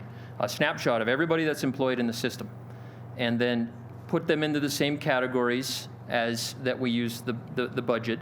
And then I independently compared them because I was interested to see how do our FTE budgeted figures hold up. Well, there's a whole lot of differences going on in here. First of all, I can't pull agency employees out of campuses, so I can't really get back to that past slide. These are all funds. We will. It's just that we haven't done that work yet to do it consistently across the system. And then just understanding what the difference between an annual budgeted number is and a quarterly snapshot. I have about, I don't know, 10 to 15 people behind me right now that would vouch for the fact that I don't understand those differences. But yet I still wanted to put this slide up here as almost personal accountability to the fact that I said we were going to go work on this, and we did make great progress. Are we able to use these numbers to replace those figures that you see in the operating budget? Hell no. But a day will come when we know a lot more about this information. And what's key about it is every one of those FTE, then when we drill down into it, just like we could in ASA's classes, we can drill down in and we can figure out what those employees are, simple things up to the average age of employees, a percent who have been employed for more than 20 years. There's all kinds of analytics that can be done there. And we're on the brink of that, but it's going to take some time. We have 1/4 of that information. Madam Chair, not to add confusion, but the other thing that's worth noting is we don't have real clear definitions across the system how we categorize professional and classified. And those tend to blur a little bit, and different campuses use those designations differently. And that's something that we'll work to clarify as we move forward. There's also some federal legislation come down that will probably insist that we work to clarify those, and we'll do that. I think that the faculty number is pretty pure, and I think the administrator one is fairly pure. Those two, it's sort of hard to tell. It depends how they're classified. I know on the previous slide it showed a decrease in classified staff. My anecdotal guess is that the campuses have grown, and the complexity of maintaining those campuses and all that has to do with it has probably grown, not decreased as well. And so there's some explanation for it in there, but we're trying to get a better handle on that. We've not known a lot, and there's not much consistency across the system for those two categories. Okay, moving along. We have similar operating budget pages for the community colleges. I rolled them all three up into one. I could argue right off the bat that might be meaningless because of the differences between those community colleges, and they don't really represent a system unto themselves. So, but nevertheless, we have those, and you can explore the different nuances for each one of these community colleges, and we'd be happy to respond or have them respond. And again, we have another page with a host of metrics there related to some of it driven by, as we know, some enrollment declines that followed the recession.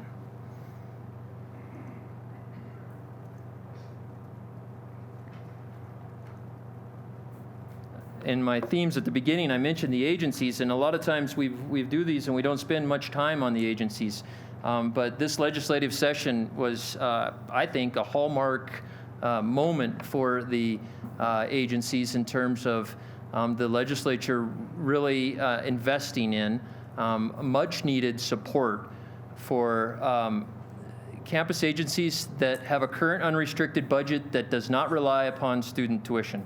So they have zero strategy there in order to increase their tuition, and they are very, very much dependent just upon those state appropriations. And at times, campus operations had to support and help these agencies along in years where budgets weren't as well off as they are. And almost across the board, we see strong growth here in the state appropriations that went to these agencies. So a big thanks there to our legislative partners in helping us get to this. I included one more page for their total current unrestricted, but it's absolutely almost the same, except there's some transfers that campus has made in previous years that kind of skewed the results there. So that's the reason why I have 2 slides for agencies. Madam Chair, worth noting too, that's an important investment by the state because, as you well know, the agencies don't have tuition dollars to balance this. That's purely their budget, and without some support from the legislature, it's been a struggle, and it's been flat or declining budgets over the last couple biennium, and this is very much a breath of fresh air in those agencies. Okay, I can sense the energy in the room declining rapidly. And I knew when I got to the summary I would know that, and I wasn't going to be able to go over it. So I'll say what I always do. There's a summary. You can read it if you want. There's some good stuff under that instruction, though. If you, and one of them, I'll read that bullet. FY 2016 budget looks to increase funds dedicated to instruction by 5%. It's $12 million. It basically represents all of our current unrestricted funds going to instruction. That's the investment that we put into instruction.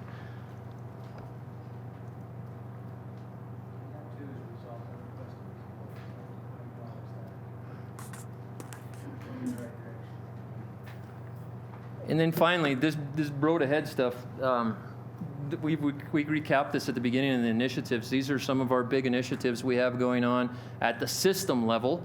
And they impact our campuses, they impact our budgets, they impact a lot of the time we spend talking about various things around here. But they are very much connected into what you approve when you approve an operating budget, and some of the efforts that we're doing on a continually basis because of your direction to improve student success and really improve the entire university system. So, Madam Chair, with a long presentation, I conclude the report, and I know that you've asked me every question that you could, so I'm going to sit down. Not so fast. Regent Sheehy has a question. Just a couple. On that last screen, which is really very interesting screen, the dual credit, like, is there a number attached to that as to how much that costs the system that we've invested in dual credit? Madam Chair, Regent Sheehy, in past bienniums, I'd say absolutely. We had a one-time only appropriation from the legislature in the past biennium for roughly $1 million. We used that to allocate out to campuses who were increasing their enrollments, and virtually everybody did. I'd say 95% of the time. So we got the money out to the campuses to help fuel their on-campus dual enrollment. So that's the kind of stuff that's taking place on campus. Plus, it's a metric in our performance funding model. So dollars, if you increase, you're gonna get some money there. The exact amount I don't have off the top of my head.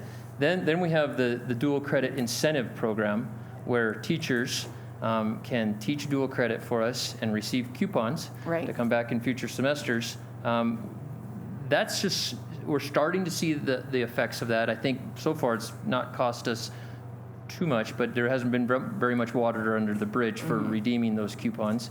Something I could provide a report on and dollar amounts. And then there's a tuition break for students. We haven't really spent much time calculating what the difference there is. We've just kind of accepted that as a loss leader. I guess what I'm asking, when we talked about dual credit, we were thinking that high school students would be taking these dual credit classes in their high schools. Yeah. That's the part I'm talking about. And they pay a very small stipend to the university system, don't they, for the dual credit? Oh. Or nothing? No, it's, Madam Chair, Regent Sheehy, it's 50% of the cost if you were a freshman at a two-year college. So it's $50 a credit. It's normally $100 credit. Gotcha. It's $50 tuition, though. 50% of tuition and no fees. So it is about 25% of what those credits would cost you in college. And our thought, if I remember correctly, was that those students would eventually come to our university because they already have credits invested here. Are we to the point yet where we can measure that, or are the numbers too small? Madam Chair, we absolutely can measure that. I've got a sea of numbers in my head right now that I'm probably not going to be able to pick that one out. But I would be happy to come back with a report on that, no problem. But they're fantastic numbers. They are. We had high hopes for that. GPA goes up, completion goes up, retention goes up. I think our expectations are going to be met. I'd like to see some good numbers. Yeah. We have great numbers. No, I'd like that. Regent Nystuen. Thank you, Madam Chair. I'm sure it's really difficult to try to get your arms around what the cost, when you look at developmental education in here, across all the campuses are. I wouldn't know, begin to know how to measure that layer of expense embedded within our budgets here. But it'd be interesting to know how we could continue to dial that back from an overall cost standpoint. I mean, what would a 20% savings in developmental education resources amount to be able to redeploy into other sectors of our budget?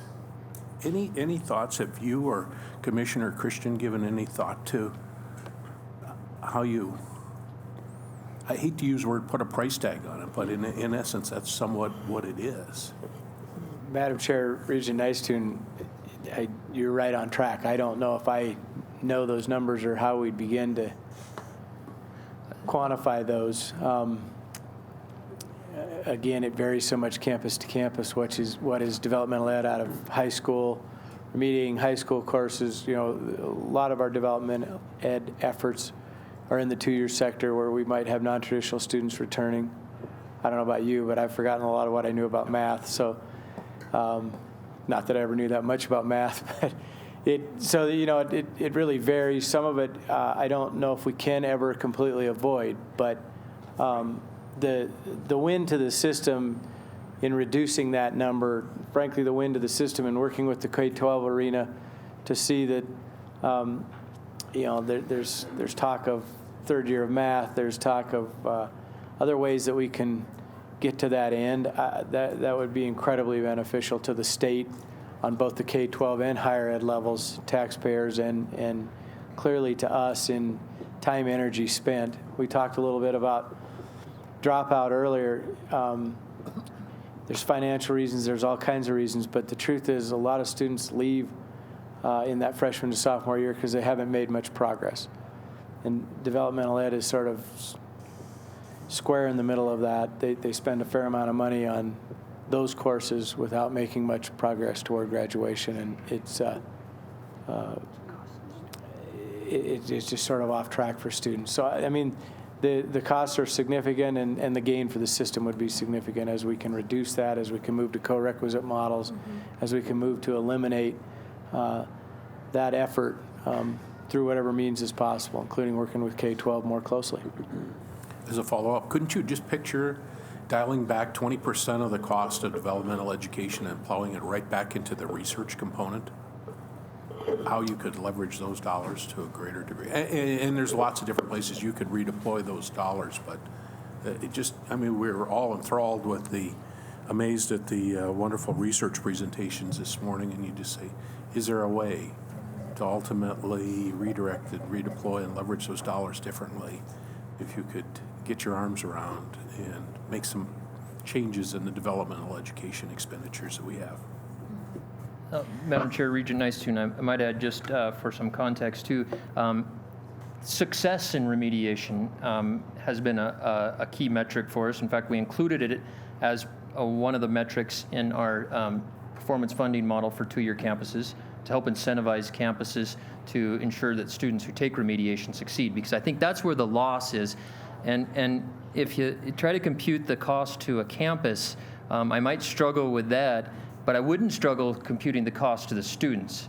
And so really it's a strategy for us to increase affordability for students and time to degree and even just paying for those remedial classes.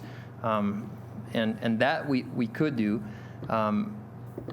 So those are two thoughts that we might play around with.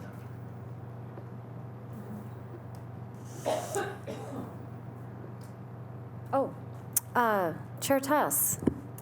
Thank you, Madam Chair.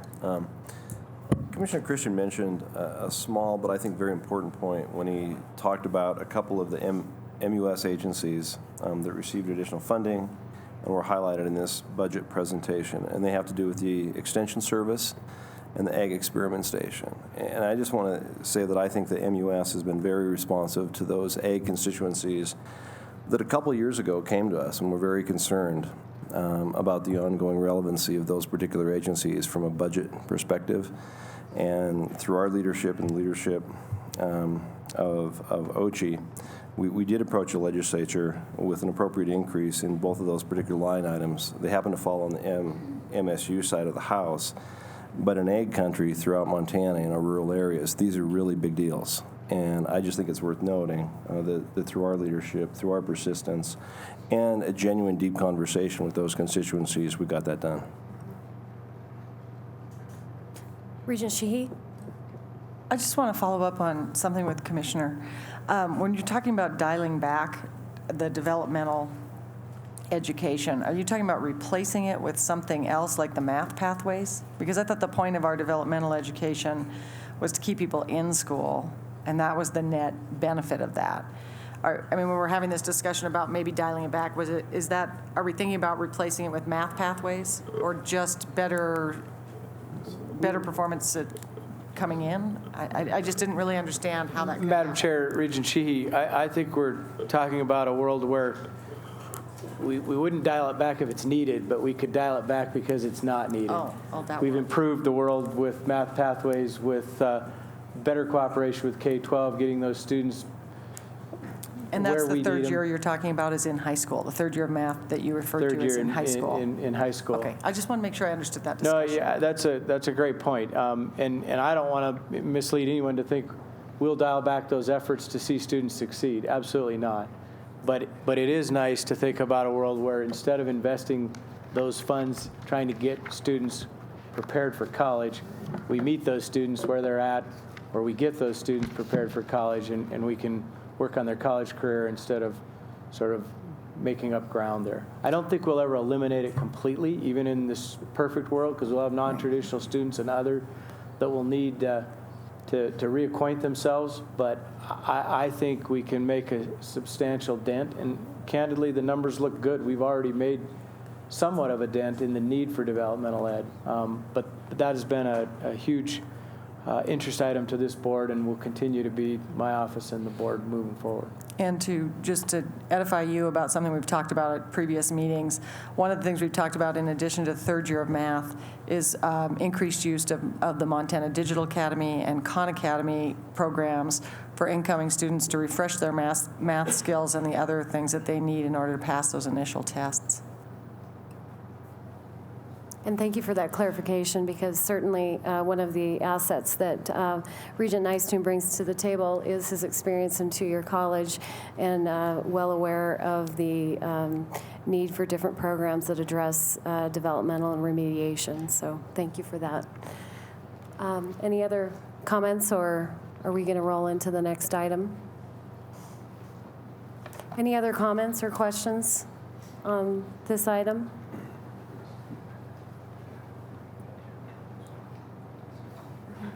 Tyler, that was outstanding, by the way. Thank you.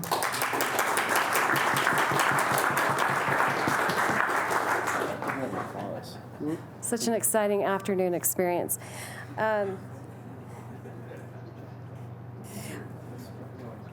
Okay. Are we ready to move on to item B, and then we can take a break? Okay. Go ahead. Madam Chair, members of the board, this next item, you probably didn't realize that you were responsible for appointing members of the Fire Services Training Advisory Council. The Fire Services Training School is one of the 5 agencies connected with the Montana University system. It is the smallest of the 5. It has in their budget before you 9.25 FTE and a total requested budget of $750,000 for the year. It is located in Great Falls, and it provides, Elizabeth, if you could hit on that link to their website. They provide training, fire services training, professional development to certainly all of the volunteer firefighting programs within the state, as well as wildland fire. They do also offer professional development to the sort of established fire stations, I guess, in the larger communities. Very, very important program statewide. I believe there are 5 or 6 trainers within that 9 FTE, and they do move around the state offering the training in various locations. So the fire services community and fire rescue community within the state very much depends on the activity of this particular organization and program. We don't hear much about it, we don't talk much about it, but if you are involved in any of the volunteer fire operations, they do depend very heavily on this particular activity. So there is an advisory board. Their bylaws limit the number of people that can be on the advisory board to 10. You have in front of you a slate of nominees. This is a larger slate than we have normally seen because of turnover in the director position for the training school, as well as some turnover at the head of the extension service. These appointments have been delayed somewhat. So bringing the appointments and some reappointments to you for your consideration. They have been vetted by the director of the training school. They've been vetted by the director of the extension service. The nominees permeate up from the organizations, fire organizations throughout the state. The advisory board also has an ex officio member that would be the fire marshal. There's a member from the Department of Natural Resource Conservation firefighting operation. So it's a well-rounded group in terms of focusing on knowledgeable individuals within the firefighting community, and they do advise the school, the school regarding training, et cetera. So the nominations are brought to you for your consideration with this item. Thank you. Any questions or comments on this item? Thank you, Deputy Commissioner. This is helpful and educational, certainly. There are sometimes roles that we serve in that we are certainly not I certainly don't mean to underappreciate, but I was not completely aware of this role, so thank you. Moving on to item C. Madam Chair, I'm going to request that Vice President Least join us at the podium, and he will be presenting the information for C and D. Would you mind if we just take a quick 15-minute break and we'll return just before 3:30? And we will turn the meeting back over to the Budget Committee. Regent Albrecht. Could we please have Terry Lease come forward? Madam Chair, if I could just provide a little lead-in. This particular item, or items C and D, are really interrelated, so we'll just have Terry and his staff respond to them. This particular item, generally, we would want to bring a purchase item like the first one, item C, to you as information and then vote on it at the second meeting. But it is time sensitive, and it seems like a very, very good opportunity for the campus. So we'll let Terry provide a little overview of the project. Thank you. Thank you very much, Madam Chair and members of the board. As was said, this is an opportunity that we would like to present to you for your consideration. As you may or may not know, Montana State University leases property off of our campus and has for some time for mainly research use, okay? And this property in our technology park, which is just to the west of our campus, came up for sale, and it came up for sale at a rate that was considerably less than other properties that we've seen come up in the recent months and years. And so we took a look at this and worked with the Commissioner's office, agreed to put a buy-sell agreement on this property with a number of contingents, including obviously the appraisals and your approval from the board. This building it sits on about 2 acres of property. It's a little over 26,000 square feet, and the list price is $4.8 million. Our appraisal recently came back about a week ago at something over $4.9 million, so we're in safe category there.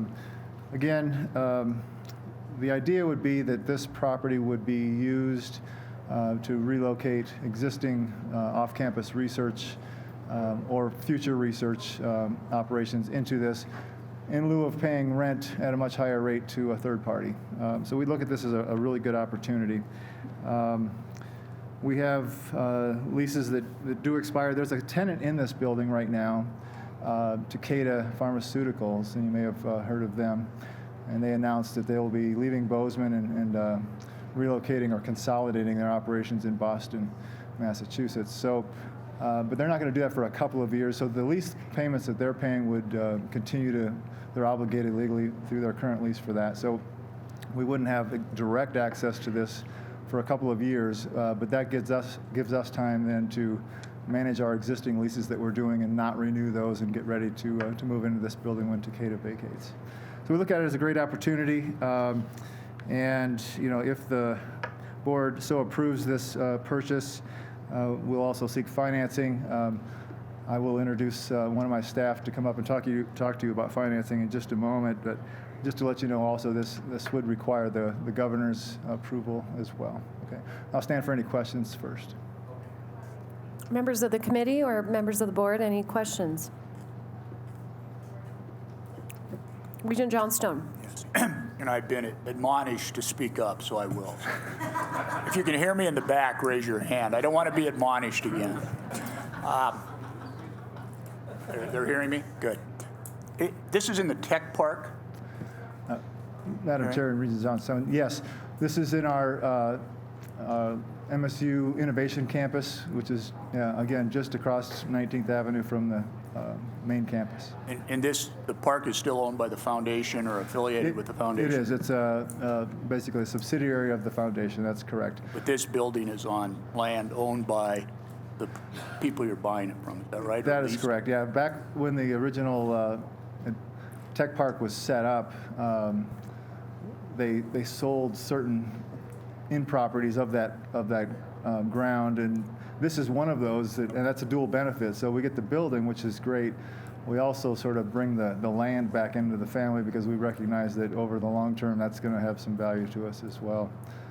Do you have any other research space on, excuse me, in that area, or is this the first only one? Well, this would be the first one that we own. We lease a number of spaces over there in a couple different buildings.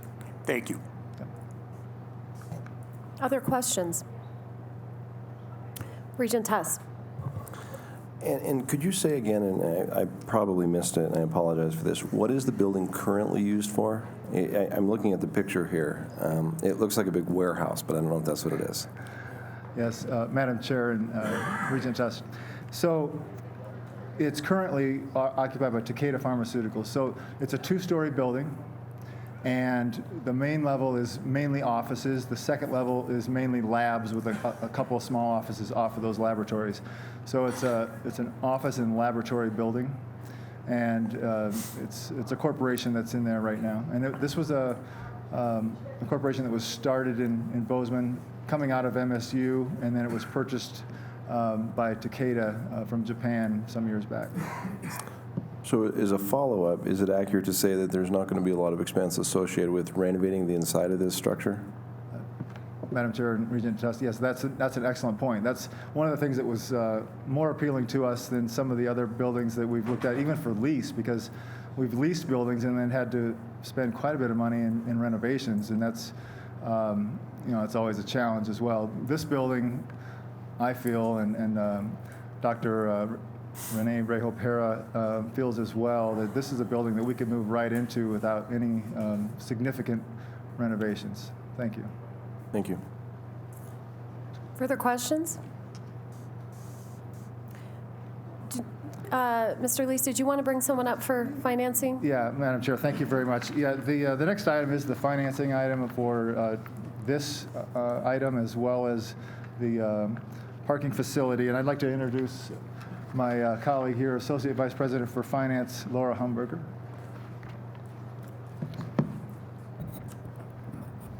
Hello there, thank you. Good afternoon. So Terry and I have the luxury of having one theme rather than Associate Commissioner Trevor's 7 themes. Our one theme is that when we borrow money, we have to be able to pay it back. So that's what I'd like to talk about. We like that. So Regent Albrecht, members of the committee, I'm Laura Humberger, as Terry said, and he's just presented the request for purchasing the lab and office space.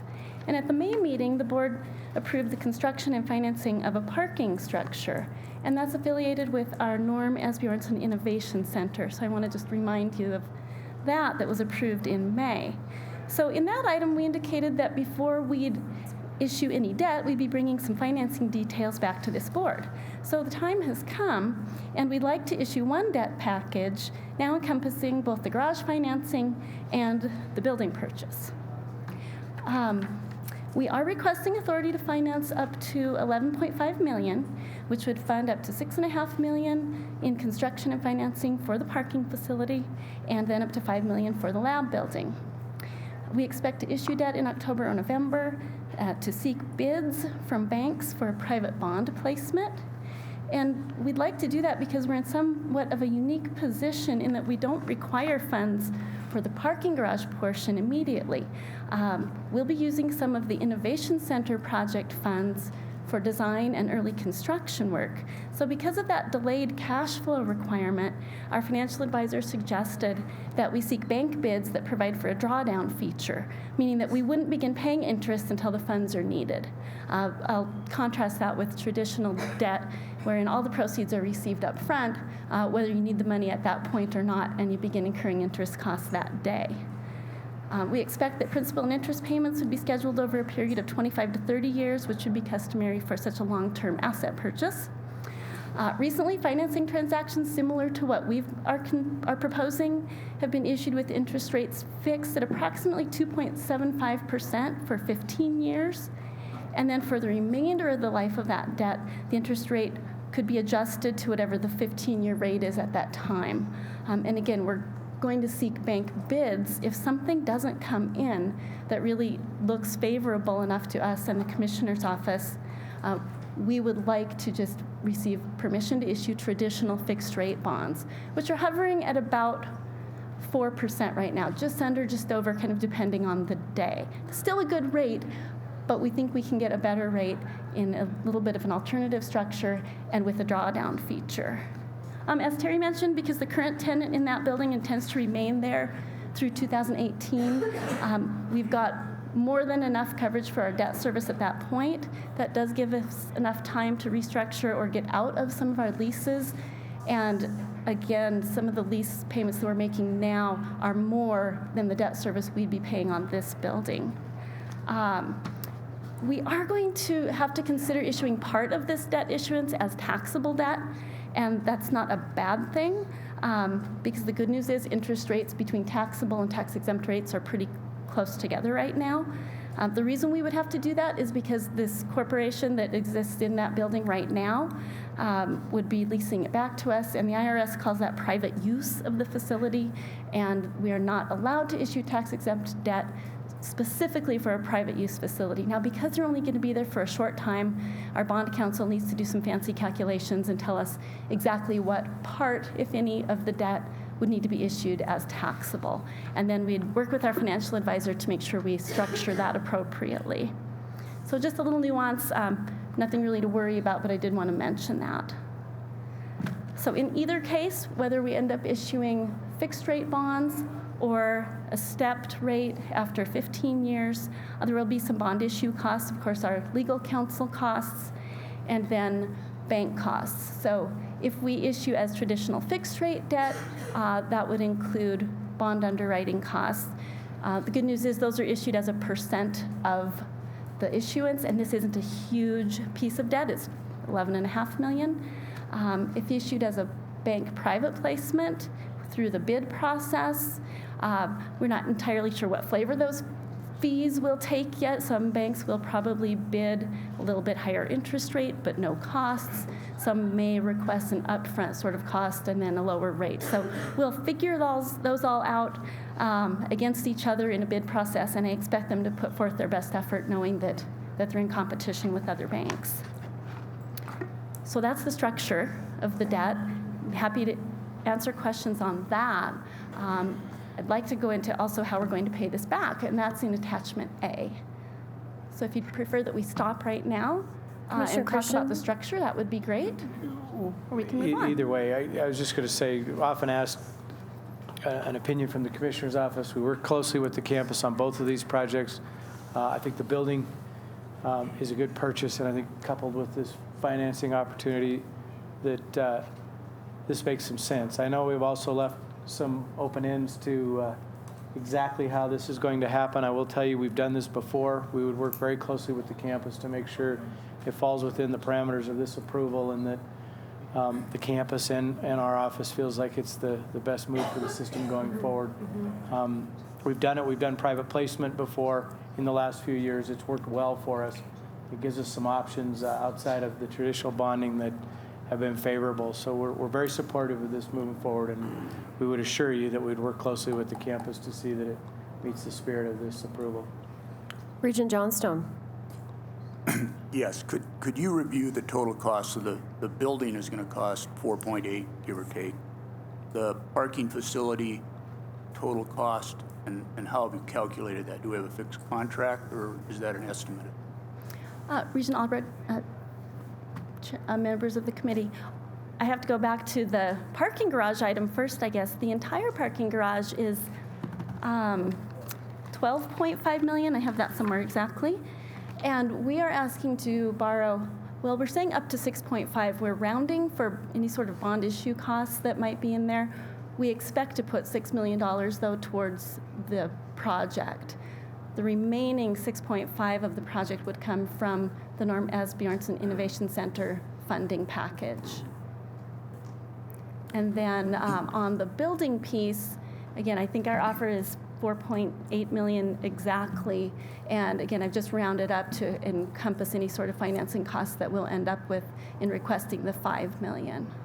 I think I understand the financing, and I don't have any issue with that. But what I guess my question is, how firm do we have the total cost of the Asbjornson project and the parking? Is that estimated today, or is it firm? Go ahead, Terry. Sure. Madam Chair and Regent Johnstone, yes. So this project has been designed and is ready to go. The project would essentially, we'd be putting fencing in if the financing comes through. Fencing would go in like Monday, October the 5th. October the 12th, project would start. So we have solid numbers. The state A&E department will be, as soon as, if this would be approved by the board, would start issuing the subcontractor bids. So there's maybe a little bit of variability. I'm not sure exactly how all that works, but the general contractor is in place, and we feel very solid with that number. Thank you. Further questions? Okay. I think we may have interrupted you, so did you have further information to provide? Well, I just do want to point out attachment A, and I'll just run through that briefly. Terry, again, already described the first page of that being the lease income coming in from the tenant and then replacing our existing leases with this to cover the debt service. So if you go to the second page, it's a fairly gory detail spreadsheet of our parking finances. And I just want to be able to demonstrate to you, we've taken a few years of history and a few years of projections. The out years don't change much, so we just cut it off there rather than get repetitive. But in fiscal 2017, we anticipate occupying the garage, and you'll see just on the highlighted top number in that column, revenues going up from reserved parking in the garage, and also a contribution from the auxiliaries and athletics for off-hours use of the facility. So our projections indicate that we will have enough to cover the debt service, and I think more importantly, still be able to set aside roughly $400,000 a year that we always need to refurbish parking lots and restripe, repaint, and every so often, every 20 years or so, dig down the lots. We do project that we'll still be able to fund all of our other operations in cash. The parking operation right now has no debt. They've funded everything that they've done over all of the years with cash. So they're in a really good position, honestly, to take this on right now. And really only having to fund half of the cost of the garage is a chance of a lifetime. So I just wanted to point out those two pieces. And just going to the last page, should be one more. I'll just wrap it up quickly with a graph of what the debt MSU, all of its 4 campuses, holds. That is our debt service projected out through 2044. And the piece we are asking to add is the gold piece right there, roughly $600,000 a year total in debt service. Since we last issued debt, we've paid off $10 million in principal, and in November we'll be paying off $17 million more in principal. So adding this $12 million, $11.5 million roughly, will keep us in a good position as far as our credit rating, and of course, more importantly, our ability to pay off the debt when it comes due. So just to recap, the other 2 attachments in here are the actual bond resolutions. And so that's what we ask the board to approve, is a resolution to approve the issuance of the debt, which authorizes the commissioner and the chair of the board to enter into that and execute any documents that are necessary. And if you have any other questions, I'd be happy to answer them. I would just ask further clarification of any concerns with regard to the pledge from the donor. Is that all secure? I mean, we've had issues with that in the past, I know on other projects, so as uncomfortable as it is, I have to ask the question. And Madam Chair, I'll ask Terry to do that. He is the one who works with the foundation most closely with that. Thank you. Yeah, Madam Chair, thank you for that question. It is an excellent question, one that we've given great consideration to.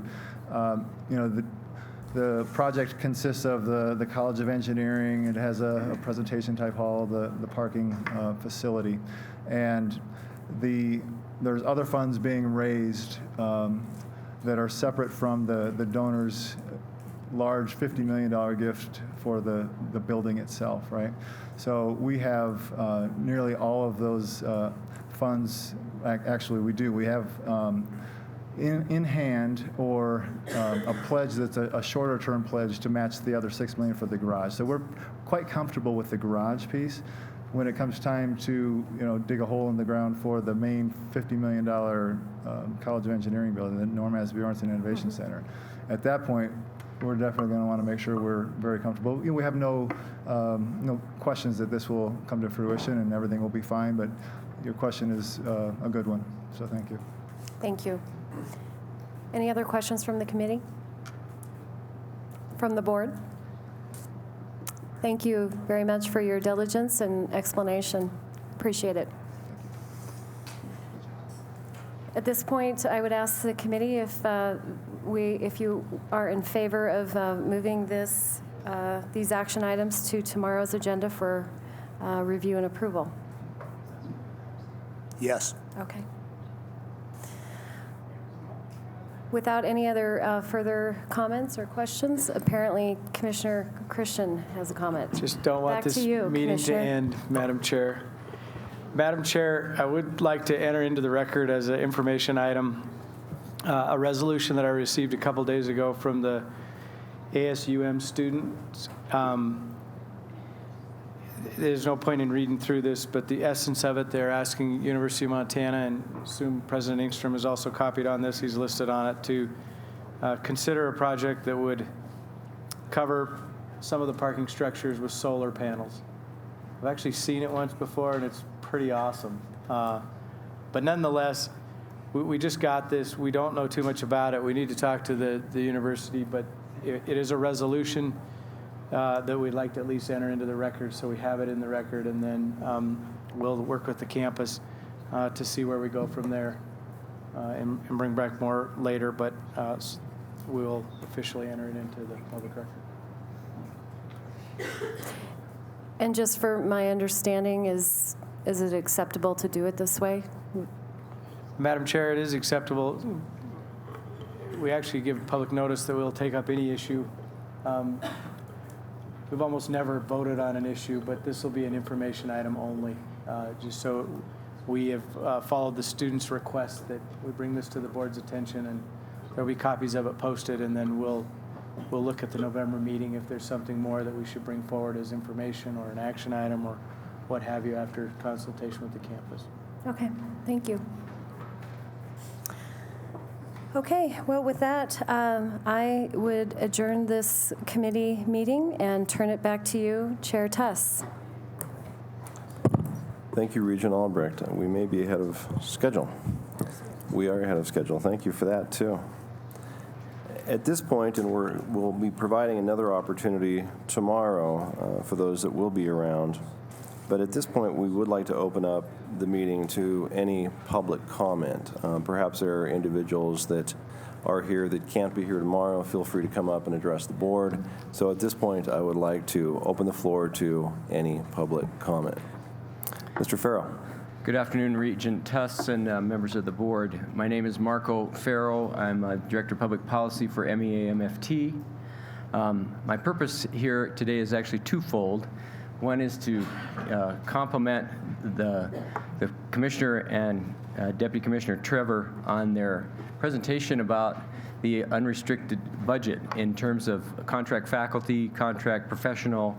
As you know, this is the time of year when I usually stand up with my chart and I hand it out to everybody that we track those contract professionals, we track contract administration, contract faculty, and it's always been our concern that we see a number on a page and we don't know who those people are, what they do, what they make, where they work, and it's very difficult for us to get that information.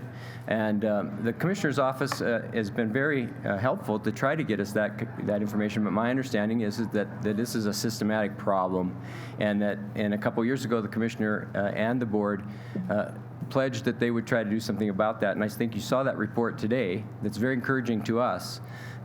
And I think it should be encouraging to you, because if you want to ask that question when you approve 5 FTE for something, who those people are, where they work, what they make, what they do, I think it's important for you to be able to ask that question as well as the general public. So I'm very encouraged by that. Thank you, Commissioner. Thank you, Deputy Commissioner Trevor, for the work you're doing on that. I look forward to seeing some of those reports in detail. My other reason for rising today is I want you to in your budget packet, you have the Dawson Community College budget. MEA-MFT has some deep concerns with the actions that DCC is taking regarding the replacement of tenured faculty with adjunct and online instruction. We believe this is dangerous not only for DCC, but for the MUS as a whole. With the adoption of Common Course numbering, the MUS has effectively embraced the community college units into the system completely. We believe that's a good thing. We testified in favor of that. We think that's good. Our concern is that DCC's decision to replace long-term tenured faculty with non-tenured track faculty and online delivery models has the potential to seriously erode the quality of instruction both locally and system-wide. We asked you to consider these effects and not approve this budget, the proposed budget before you today. We believe that these budget issues can be solved without terminating long-term dedicated faculty and staff. Our members are more than willing to work with DCC administration and board members and come up with solutions that will best serve the needs of DCC students, faculty and staff, and the Glendive community. In fact, that one of those meetings has taken place just this past Monday, and I understand that it's a good meeting and there are some great ideas there. My suggestion to you is to send the message to go back, continue that discussion, continue working on that, and bring back a budget that does not have adverse effects or possible adverse effects to instruction at the college and system-wide. I don't think this is a surprise to everybody. As I said, I'd like to give a heads up to everybody. We have deep concerns. So thank you, Mr. Chair and members of the Regents. If you have questions, I would be happy to answer them. Thank you, Mr. Farrow. And as you well know, we will be having an extensive discussion before we make the vote on our budget tomorrow, and certainly amongst the Regents, if there's questions about that, we'll be able to ask them at that point, as well as having that conversation tomorrow. Thank you for your comments. Is there additional public comment to come before the board at this point? Welcome. Thank you, Chairman Tuss and the board. First off, I'd like to thank you for all of the hard work that you do for the university system. It is greatly appreciated by the student body. My name is Elizabeth Engebretson, and I am a junior at the University of Montana studying political science. I'm also a member of the United States Army Reserve, the University of Montana ROTC program, and the ASUM Senate. And although I am a part of all those organizations, my opinions today represent only my own opinion and not the opinions of the organizations or the Army. I'm here today to speak to you about the prior learning assessment. It is very important to the veteran community, and although it does affect many individuals, it especially affects the veteran community. At the University of Montana, we have a large, and across Montana in general, have a large community of veterans. At the University of Montana alone, we have over 800. So for a quick roadmap, I'm going to talk about the current status quo of how students get credit from their prior learning and what the PLA implementation would look like, faculty concerns, and how it would affect the veteran community. So first off, for the current status quo, as of right now, veterans can go to the university system with something we call the Joint Service Transcript. It lays out what training we've been involved in, and ACE basically assesses it and decides how many credits it translates to. However, how we use it now, although we are awarded credits, they are blanket credits and don't apply towards any in particular classes. Now, most degrees, after your general education requirements and your major requirements, don't actually have much room for general credits. On top of that, it creates this problem we call excessive credits. And too many excessive credits can actually hurt a veteran much more than it can help them. Too many credits can actually prevent them from getting the proper financial aid that they need to go to school. It also creates redundant classes. In certain classes where a veteran can prove that they've gone through excessive training and have years of experience implementing this training, they once again have to come back to the university system and retake these classes, harming the veteran and ultimately the university system. Now moving on to the PLA implementation. Now, although there are various ways to get credits for your prior learning, the main way that this would affect it is a portfolio review. And the portfolio review is basically up to the student to put together a portfolio where they list out all of the training experience they have and their life experiences and how it translates into credits and ultimately into classes. This is important because it's no longer general blanket credits, but can apply directly into classes. Take, for example, the Warrior Leadership course. The Warrior Leadership course is a course that all non-commissioned officers attend in the Army. So it's over a month long, and they go through communication methods, writing operation orders, leading troops, and executing the operation orders. This course would in turn translate to something like Communication 101 or Management 101, which the non-commissioned officer can show that they have learned 80% of the course knowledge through this training course.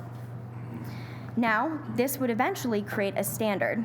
So once one veteran takes a portfolio saying that they had the WLC or the Warrior Leadership course and it translates into another course such as Communication 101, then every veteran that brought WLC would then in turn get the same credits.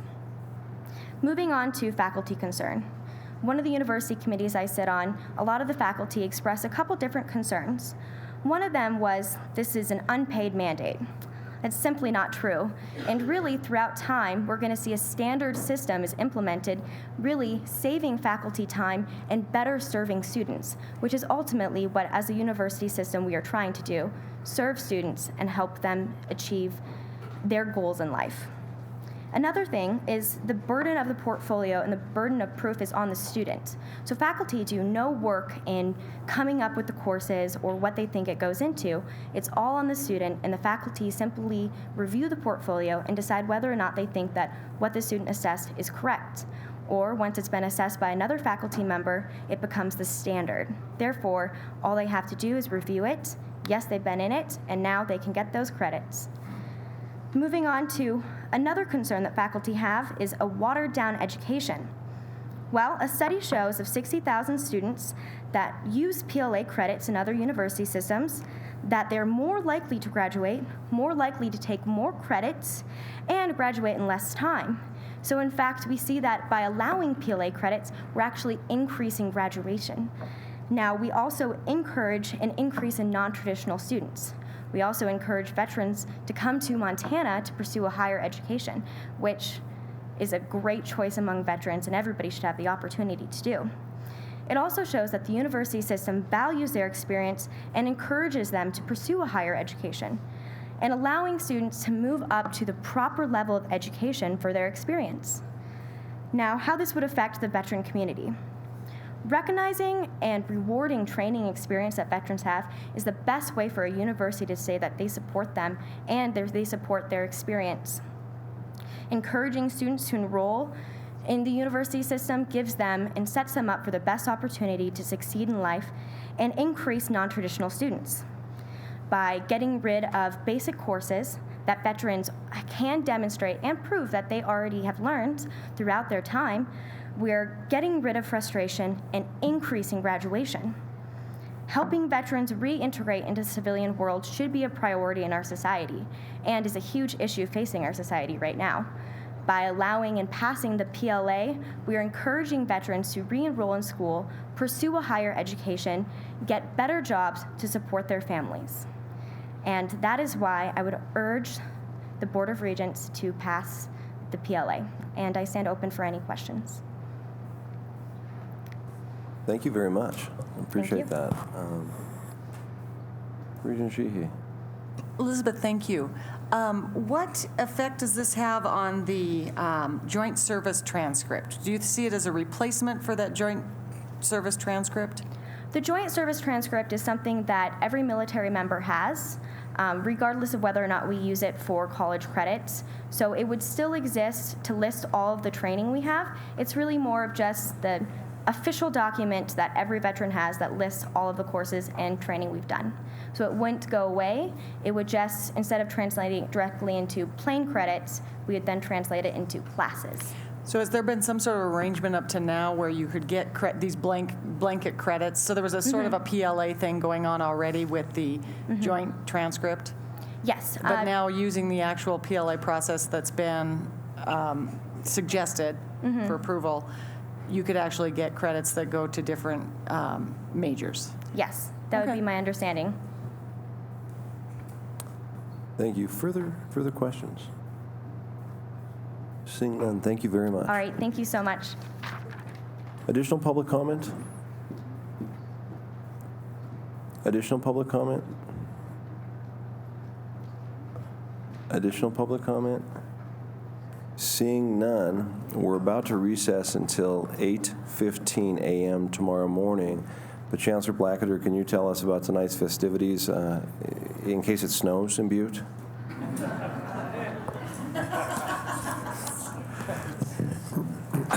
Regent Tuss, it doesn't snow in Butte. The festivities are really scheduled to start at about 5 p.m., right? And so we have someone that's coming in for a little entertainment at 5. So we have a little bit of time here if you wanted to do additional work. We'd encourage people to stick around. The Mineral Museum is the far building in front of Leonard Field. So for those who know the campus, so if you go, you can either get through the back door. We're supposed to have, we're going to have the hockey players come over and escort people over. I think we're going to have some escorting at some point to get you over there. If not, you can. The hockey players? We have hockey players, eh? We were ranked number 5 in the nation last year at one point with our hockey club. So, so anyway, you know where the Mineral Museum is, the far building in front of Leonard Field. So if you went out here to the street, you can slip in the back door. But it should be fun. There'll be some light food and some refreshments over there. So you can head over that way now, but I don't think they'll be ready till about 5 p.m. So don't leave. Okay. We have a special guest coming for us. It's top secret right now.